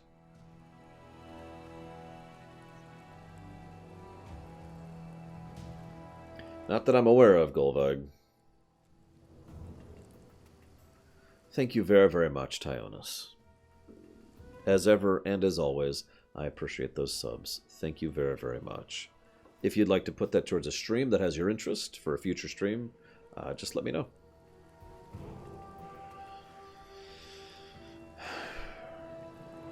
Well, I'm going to try neutral good, but I have a feeling I didn't earn it.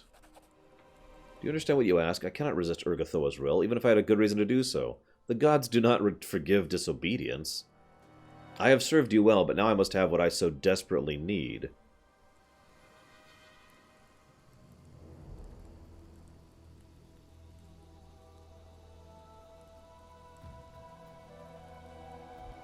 So all three of these are interesting options. Option 1 is she's your daughter.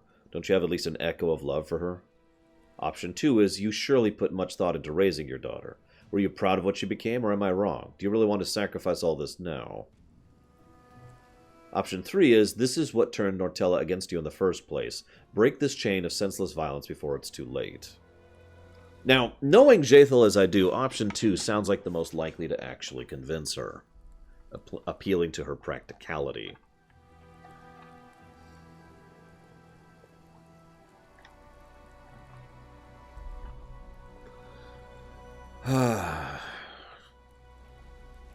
Well, Tyonis, if you hear this, again, if there's a future stream you're interested in, you'd like to put that towards, just let me know.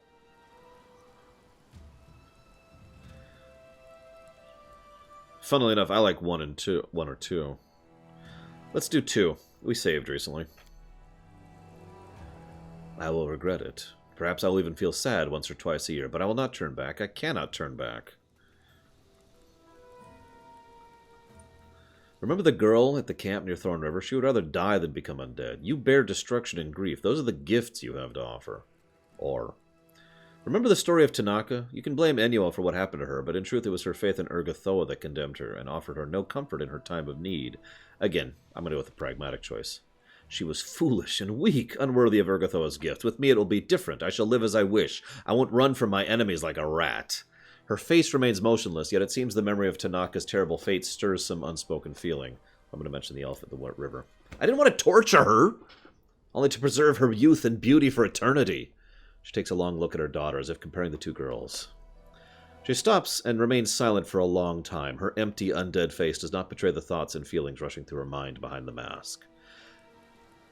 She glances at you, her daughter, the grass, the trees, the skies, as trying to put them all to the same picture. I've come such a long way, she says finally. Eternal life. Eternal escape, life in constant expectation, decisions made for me. Should I finish all this? Fine. She looks at her daughter and speaks with simmering calm. Do not dare disappoint me, girl. I do not wish to learn I gave up so much for an ordinary, worthless being who cannot manage her life. Be exceptional in everything you do. I must disappoint you, goddess. I reject your gift.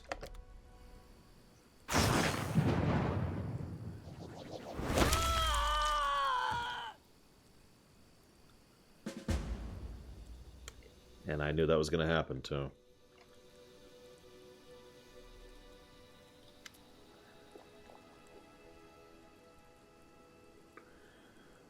I made 2 mistakes with her, Nortella says. The first time back in Kiona when I defended her before the court and argued she might change, and the second time here when I sought to kill her, believing she could never change. I owe you my life, King. My life and my hopes. I pray one day I will repay you in kind, but for now, I wish to give you one of my mother's things. I don't think I'll ever be able to touch this again. Thank you for everything, and farewell.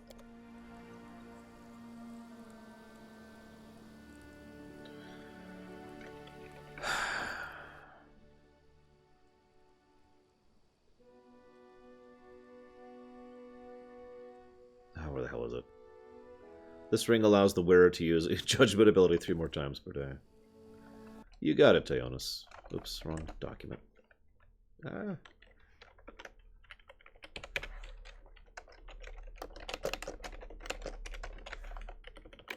Oh yeah, she's gone.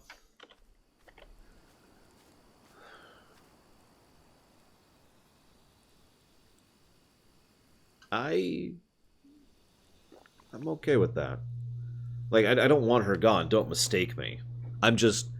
That's a good consequence of choice in game design. I kind of like that, you know.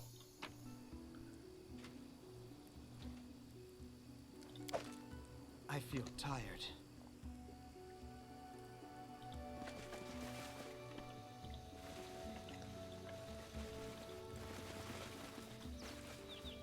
So, I'm going to stick with that. However, as Zalok just said, I am going to freaking rip Urgathoa in half. This is Pathfinder. Don't tell me I can't get to be of the level where I can challenge the gods. I can do it in D&D.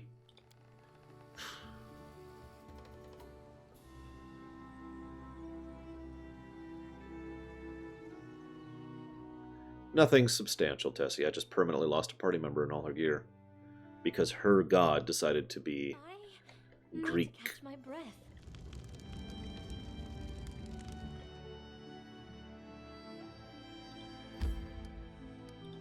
I mean, honestly, Golvig, I'm kind of with you on that. Oh, you want me to become the god of undeath, don't you? Be nice, don't you think? God, I don't want that job.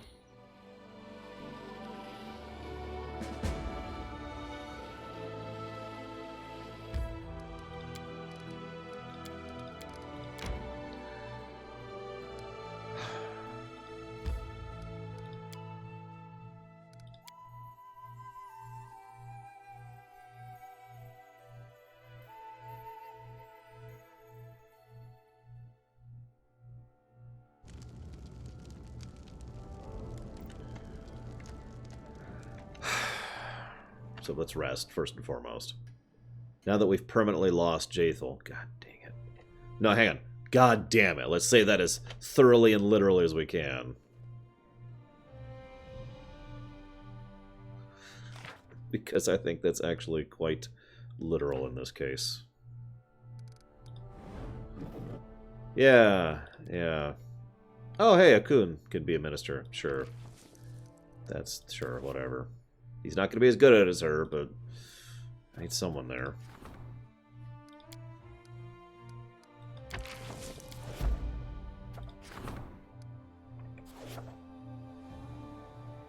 God, I really don't want that kind of a job. Like, on. I really don't want that kind of a job. Okay. Let's go see if we can redeem Nerissa, at least. Now that we have failed at saving Jaethal. Or, one might argue, we have succeeded at saving Jaethal. You know what would be an awesome side module, or side quest? a quest to save Jathel's soul, basically to help her have a good afterlife, alongside her daughter. I'm just gonna headcanon that into existence, if that's cool with everyone. I mean, we're level, what? 14? What level are we? We're level 15. You know, extra planar things. We could totally do that. We could make that happen.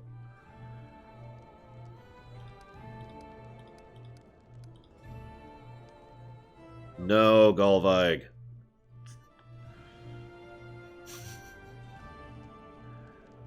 Go back to your goblins. Ugh.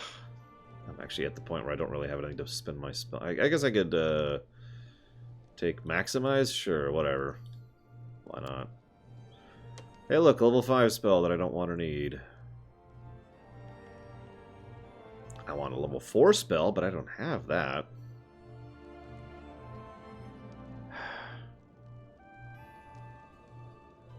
Well, I don't want any of these, so... Yes! Yes, I can, Golvig. That's the problem we're having here.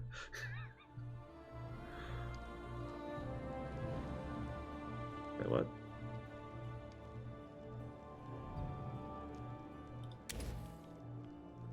Is this? Nope.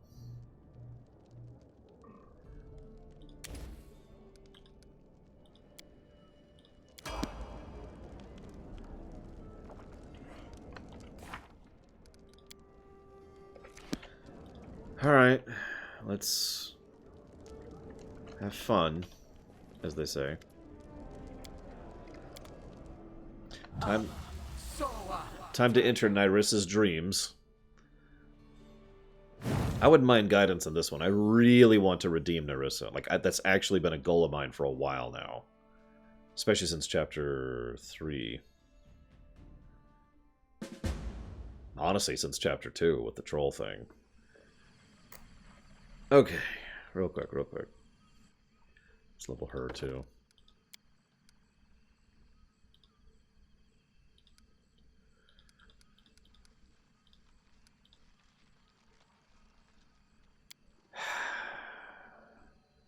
No, Golvig, no!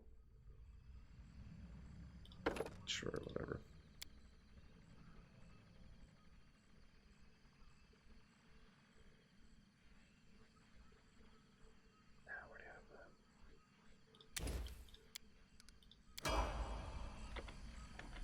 I mean, we talked about this during the Neverwinter Nights lore run. What would my portfolio be, right? Helping others, history, lore, and undeath. Like, I think I'm missing one, but that we actually talked about that.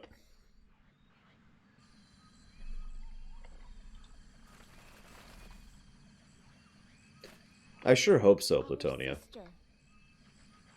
Our mistress. Our queen. Our sister. Hail to our queen. This is her dream. Stop calling me that. In the darkest hours and the brightest days, you simply called me sister. I need no other title. Your songs and laughter accompanied me in my happiest moments. I would rather not shift them to honorifics. The time of my triumph is nigh, sisters. I want to share it with you as I have always shared my secrets, my sorrows, and my joys. Even after I become an eldest, I shall not abandon you. My realm will be the kingdom of spring, love, and life, and you will all be most welcome there. Be happy, sister. Be victorious, sister. Wow, we're inside her dream. Maybe we should try talking to her. She may not quite be the real Nyrissa, but that's kind of the point. In her dreams, she can let out the things she would never say in the real world. Be careful, Nyrissa. You have always been the bravest of us, and none deserve to be an eldest more than you. But these ambitions may come with a steep price. Perhaps I have always been the bravest, Devindra, but you have always been the grumpiest. We are blessed with eternal life, But we keep living out each day, abiding by rules we had no hand in creating. My plan is daring, you say? Well then, so be it. I simply pray we do not end up paying a price we cannot bear.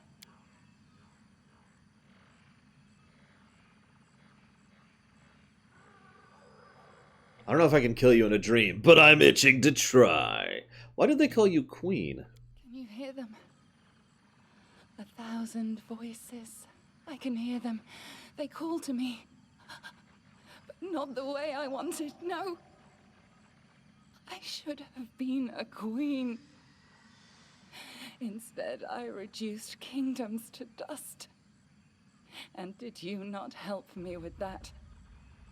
Why are you not yet among the fallen? You're but a footnote in our story. I'm writing you out of our story. Outmatched. Strike worth a legend.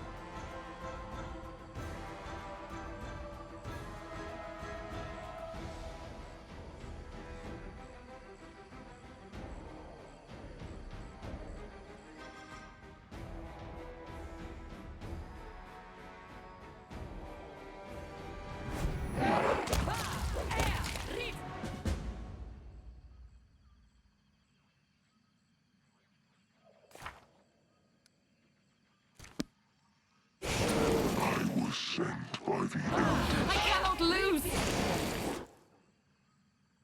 I wrote it like I saw it. Yes!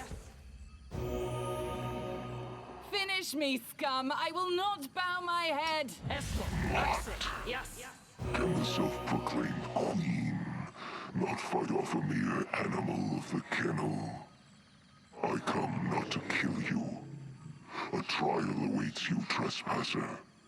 I shall simply make sure you get there without getting lost along the way.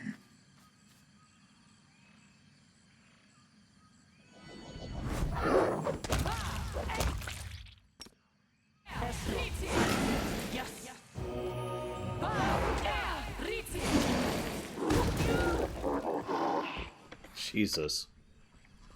Finish me, scum! I will not bow my head! Let's head out. Okay, so I apparently can't do anything about that. So yeah, that was the Lantern King. I was right. Look at his model. To me, trespasser. You sought a kingdom. I seek something simpler. Haughty. Guilty. Doomed. I mean, I've already seen this. Cursed. As you sought to steal a kingdom for yourself, so must you do again. 1,000 times over. For a theft, a true theft, must be practiced to be earned. It will be a lengthy task. This is how it shall be measured. I'll remember. Do it. Make ruins of kingdoms. When each is dust, the grains shall gather in this vessel. When 1,000 grains are gathered, bring it before us as an offering, so that an eldest may sip from it. Sin. Ashes. Dust. Eternity. When that is done, your trespass shall be forgiven. Where will I find so many nations? It is... An impossible task? Oh! Let your unrequited love guide you. Guided you to your first kingdom, so it shall again. There, see? He took something from her. I didn't misremember. Seek it, hunt for it, lust for it. Let the emptiness inside you become your deadliest weapon. It is not an impossible task. After all, what use is an apology that cannot ever be given? Given. Curse. Curse.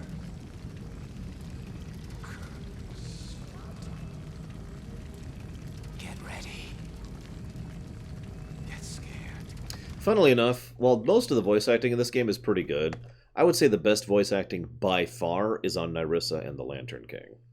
They manage a great amount of nuance and emotion in their tones, and they convey a lot without actually having to say it. It's good stuff. Listen to me, trespasser. You sought a kingdom. I seek something simpler. Curse. Apology.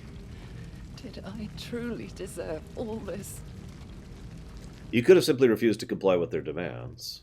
But you agreed to it, and you are guilty. Oh, sorry. What I meant to say is, you ordered to destroy kingdoms. No matter what you have done, you are no better. Actually, what I meant to say is, you are guilty of foolishness. No, listen, I'm sorry. It breaks my heart to see what this curse has turned you into in the end.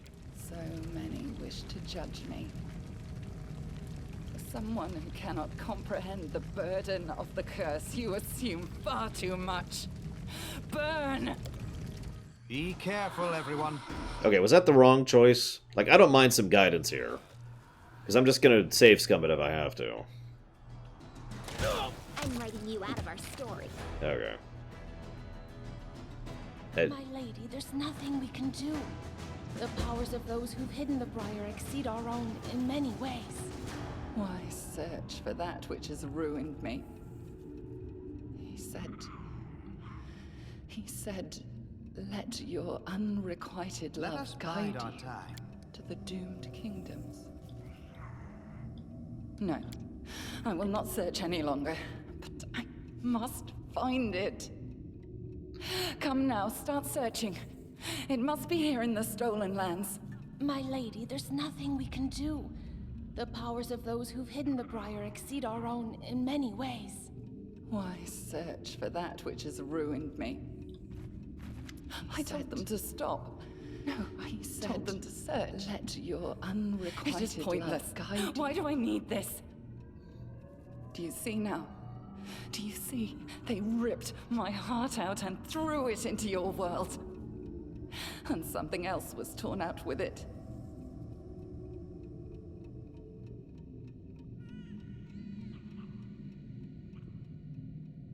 It is actually kind of messed up how much damage and how many thousands of lives have been ruined because one Fey eldest decided to take offense at one nymph. That is a level of just, wow. Zeus is sitting back there going,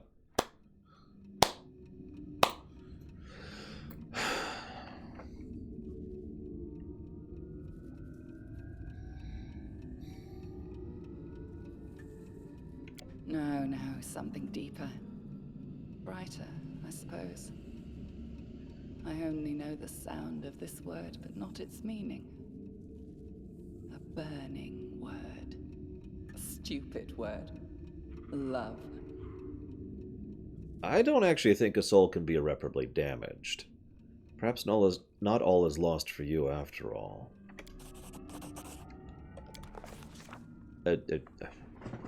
Okay. In the eerie silence that follows the king's last words, we hear a strange melodic chime. Oh God, not the pallid night again!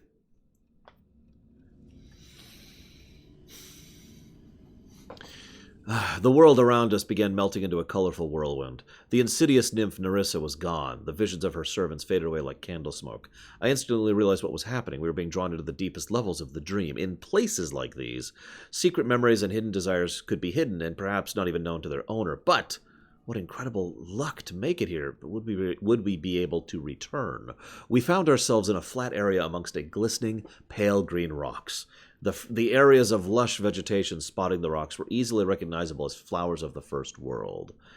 Beneath the cliffs, a forest of white trees and sky-blue leaves could be seen. In the distance, the sharp spires of an ornate castle reach into colorful clouds. As we watched, the castle trembled and very slowly began moving away, built on the back of a huge, enormously huge, three-eyed elephant with branching tusks. It turned and realized we had also changed our shapes, obeying the law of the dream. Our king had turned into a tall, sprawling tree, or a fossegrim. I don't actually know what that is. A regal and handsome representative of the fakey people. Or a dragon! What do you think, guys? I mean, I have always been told I have a bit of dragon in me. I only sleep on gems every now and again.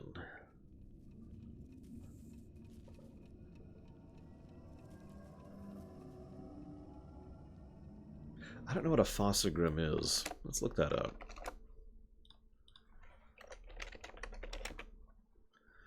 A fossegrim. A Pathfinder fossegrim. There we go. That... Huh?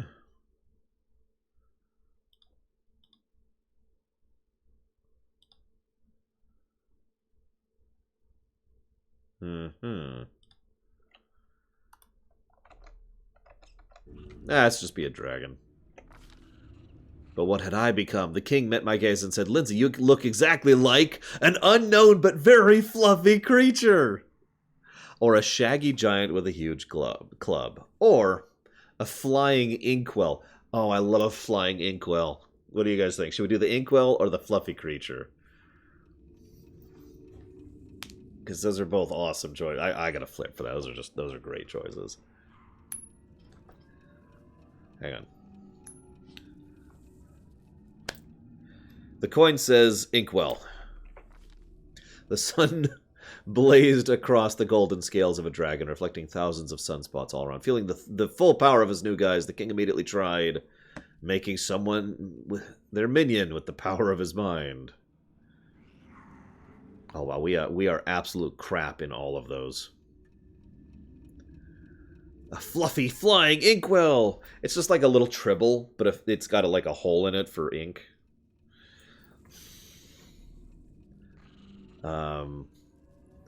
I don't know. We'll try taking off. We fail, but not even every skill can be mastered on the first try. Yeah, I have crap scores in all of these. Waving his magnificent wings, the dragon flew a bit, but then quickly flapped back and made a clearing amongst vines and flowers. After this, he decided to try something else. We'll do intelligence. Once again, I was convinced everyone deep in their hearts wants to admire and serve a dragon. Even other dragons. A few flocked over to hear the king's speech. And then we've tried breathing fire.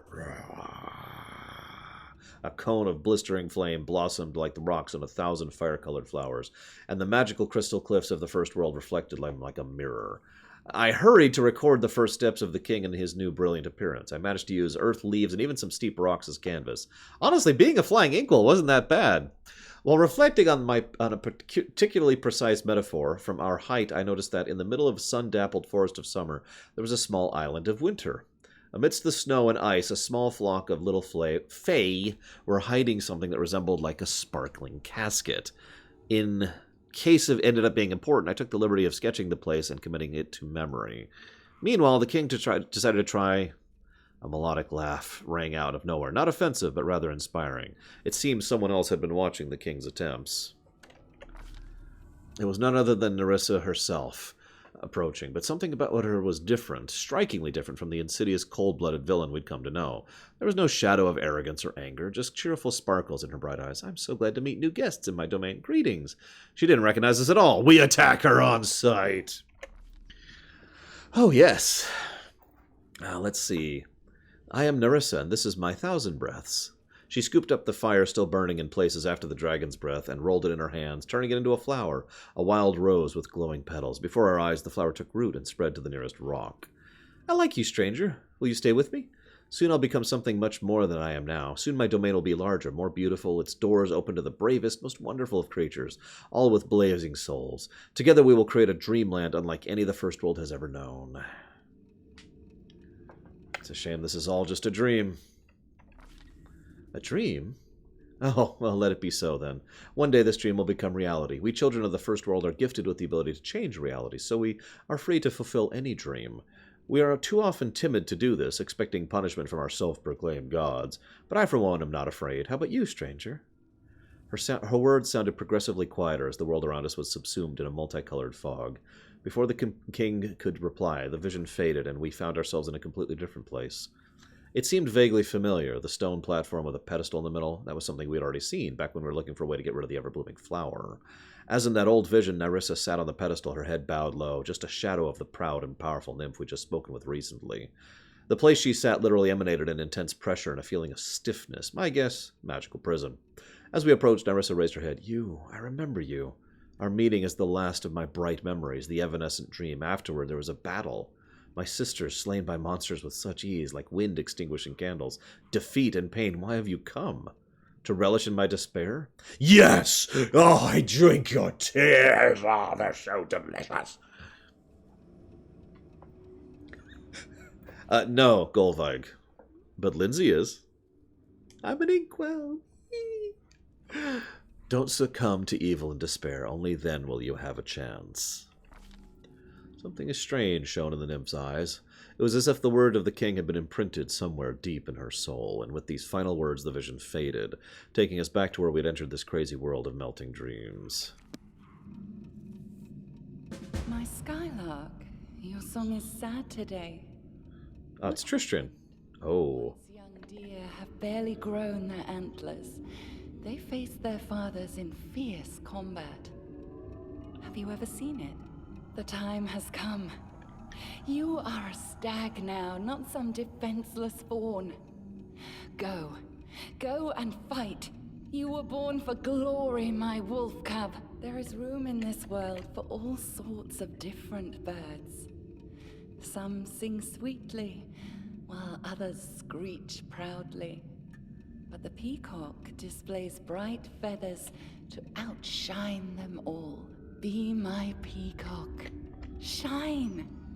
You will become a king, whose glory shall overshadow all within the river kingdoms. If you lose, my heart stops along with yours. My Skylark, your song So is yeah, today. Tristran, Staglord, Armagh, Irovetti, and me. Once young deer have barely grown their antlers. They face their fathers in fierce combat. I was reborn for glory. I can talk to myself. Who, if not me? Wow. I think that's actually what I picked back then. Go and fight. You were born for You won't find a more loyal servant or more deserving to be a king. So easily trapped. Some sing sweetly, while others screech proudly. But the peacock displays bright feathers to outshine them all. This is admittedly a kind of irritating thing. She keeps talking over herself because it doesn't know how to silence a ambient soundtrack with the active soundtrack. So anyways. So Armagh, Tristran, the Staglord, Irovetti all turned against me because of you. I was there with you from the very first steps you made into the stolen lands. I've created a nice cage of magical fog around you. Sent you my Skylark, helped you kill my stag, guided you through dreams and visions. And I pitted my wolf and my peacock against you. Does it not please you, my hound? I gave you so much prey to chase. But what I have done matters little when compared to why I have done it. I have already lost track of so much time. For so many centuries I sought out those like you. The ambitious and bold. Those who believe they can change the world, or at least rule it. I seek them, grant them power, lead them to triumph, and then push them into the abyss. I shall end this suffering. I need inspiration. No, it's Tristran. No, it's the Staglord. No, it's Armagh. No, it's Irovetti. No, it's me. Coming up. I mean, closer. I mean, we're approaching the real Narissa. Also, woof, people exist. One more grain. And another grain. This one took 100 years to obtain. And that one was just a week. The first bears the blood of 3 generations burned in war. The second, just 2 well-chosen words. And 1 little betrayal. She's looking a little bit tired, isn't she? Sorry, that's a reference. This will never end. Never! Do you see this cup? It has a name, you know. The Apology. Oh. Within it is the Stag Lord and his crazy dream to become a king and take me as his queen. And Armag and his never-born barbarian empire. Who will fall in next? Pitax and its Peacock King? Or you? I know your story, Nyrissa, but what I do not know, unfortunately, is how to help you overcome this curse. What is this, a dream? Or is someone actually playing games with me? Speaking words that pierce like arrows, teasing me with the hope of salvation beyond my reach. I have had strange dreams recently. Of times before the curse. And a meeting that never occurred. So, this is a dream. But you have entered it from reality. Exquisite. Very reminiscent of the methods I typically use. For 1,000 years, none have come so close to me. And I assure you, none ever will again. But you... I like you more and more, my hound. Perhaps I have no need of that stupid peacock anymore. I could let you tear him apart if you wish. I know where a tool lies that will let you clip his wings. The evidence of his crimes. Something he's been hiding from his Pitaxian allies. But he could not hide it from me. Remember this name, White Rose Abbey. That is where Iravetti would usually meet with me in the past, and the place where you will find your tool against him.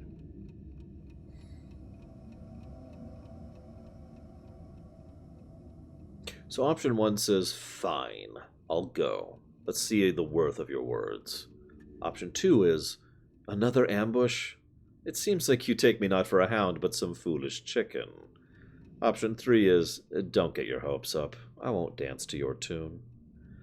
I don't like any of those options, if I'm being honest.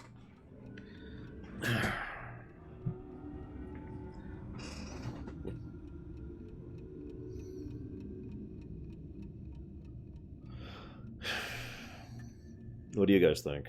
Other than Leander, who just answered me before I even asked the question.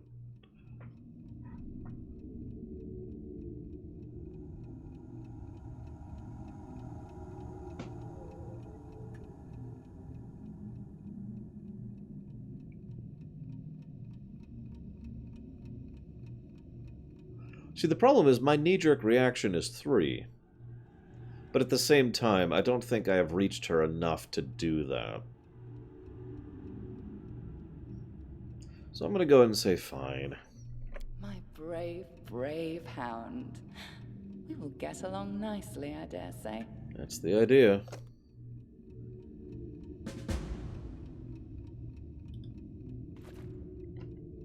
Nice throne. Legitimately, look at that. I like that.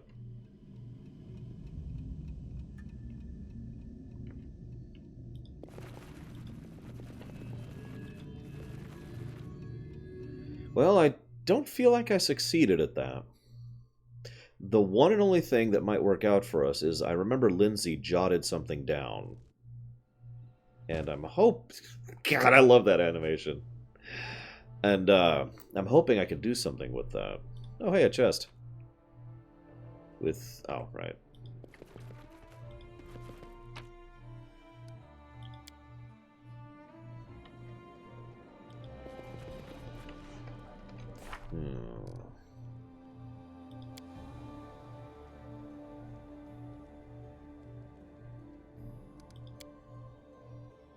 I mean, my throne would probably have more ice involved, but, you know.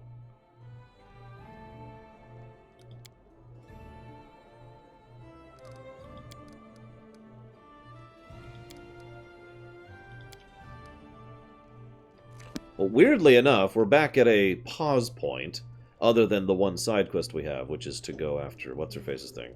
Did she seriously not?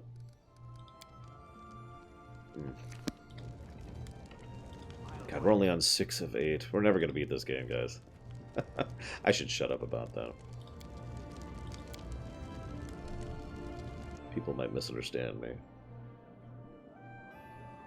The monastery. Yeah, for the thing. For what's-his-face. Iravetti.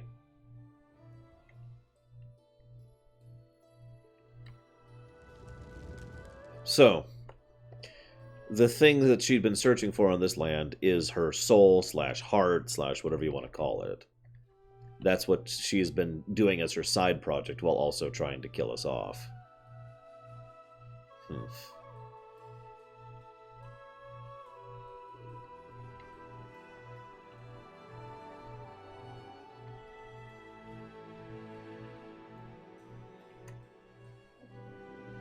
Excuse me. I'm looking for the spot that she mentioned.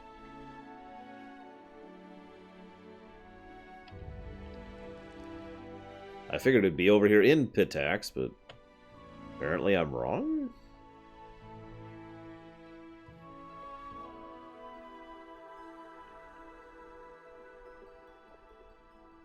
Yeah, I don't see it. Whatever. It's gone. Gone forever.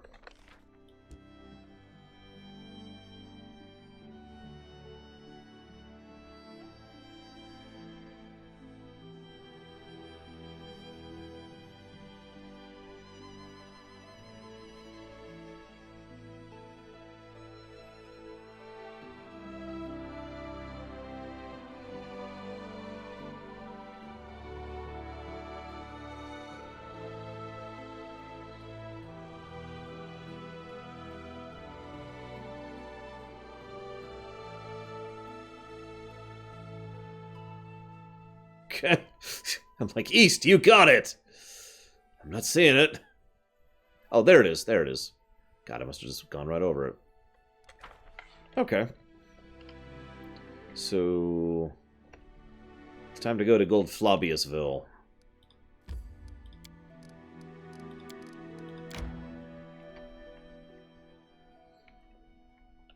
I think I forgot the name of it, Black Vial, because I wasn't looking for a White Rose Abbey, if I'm being completely honest. Okay.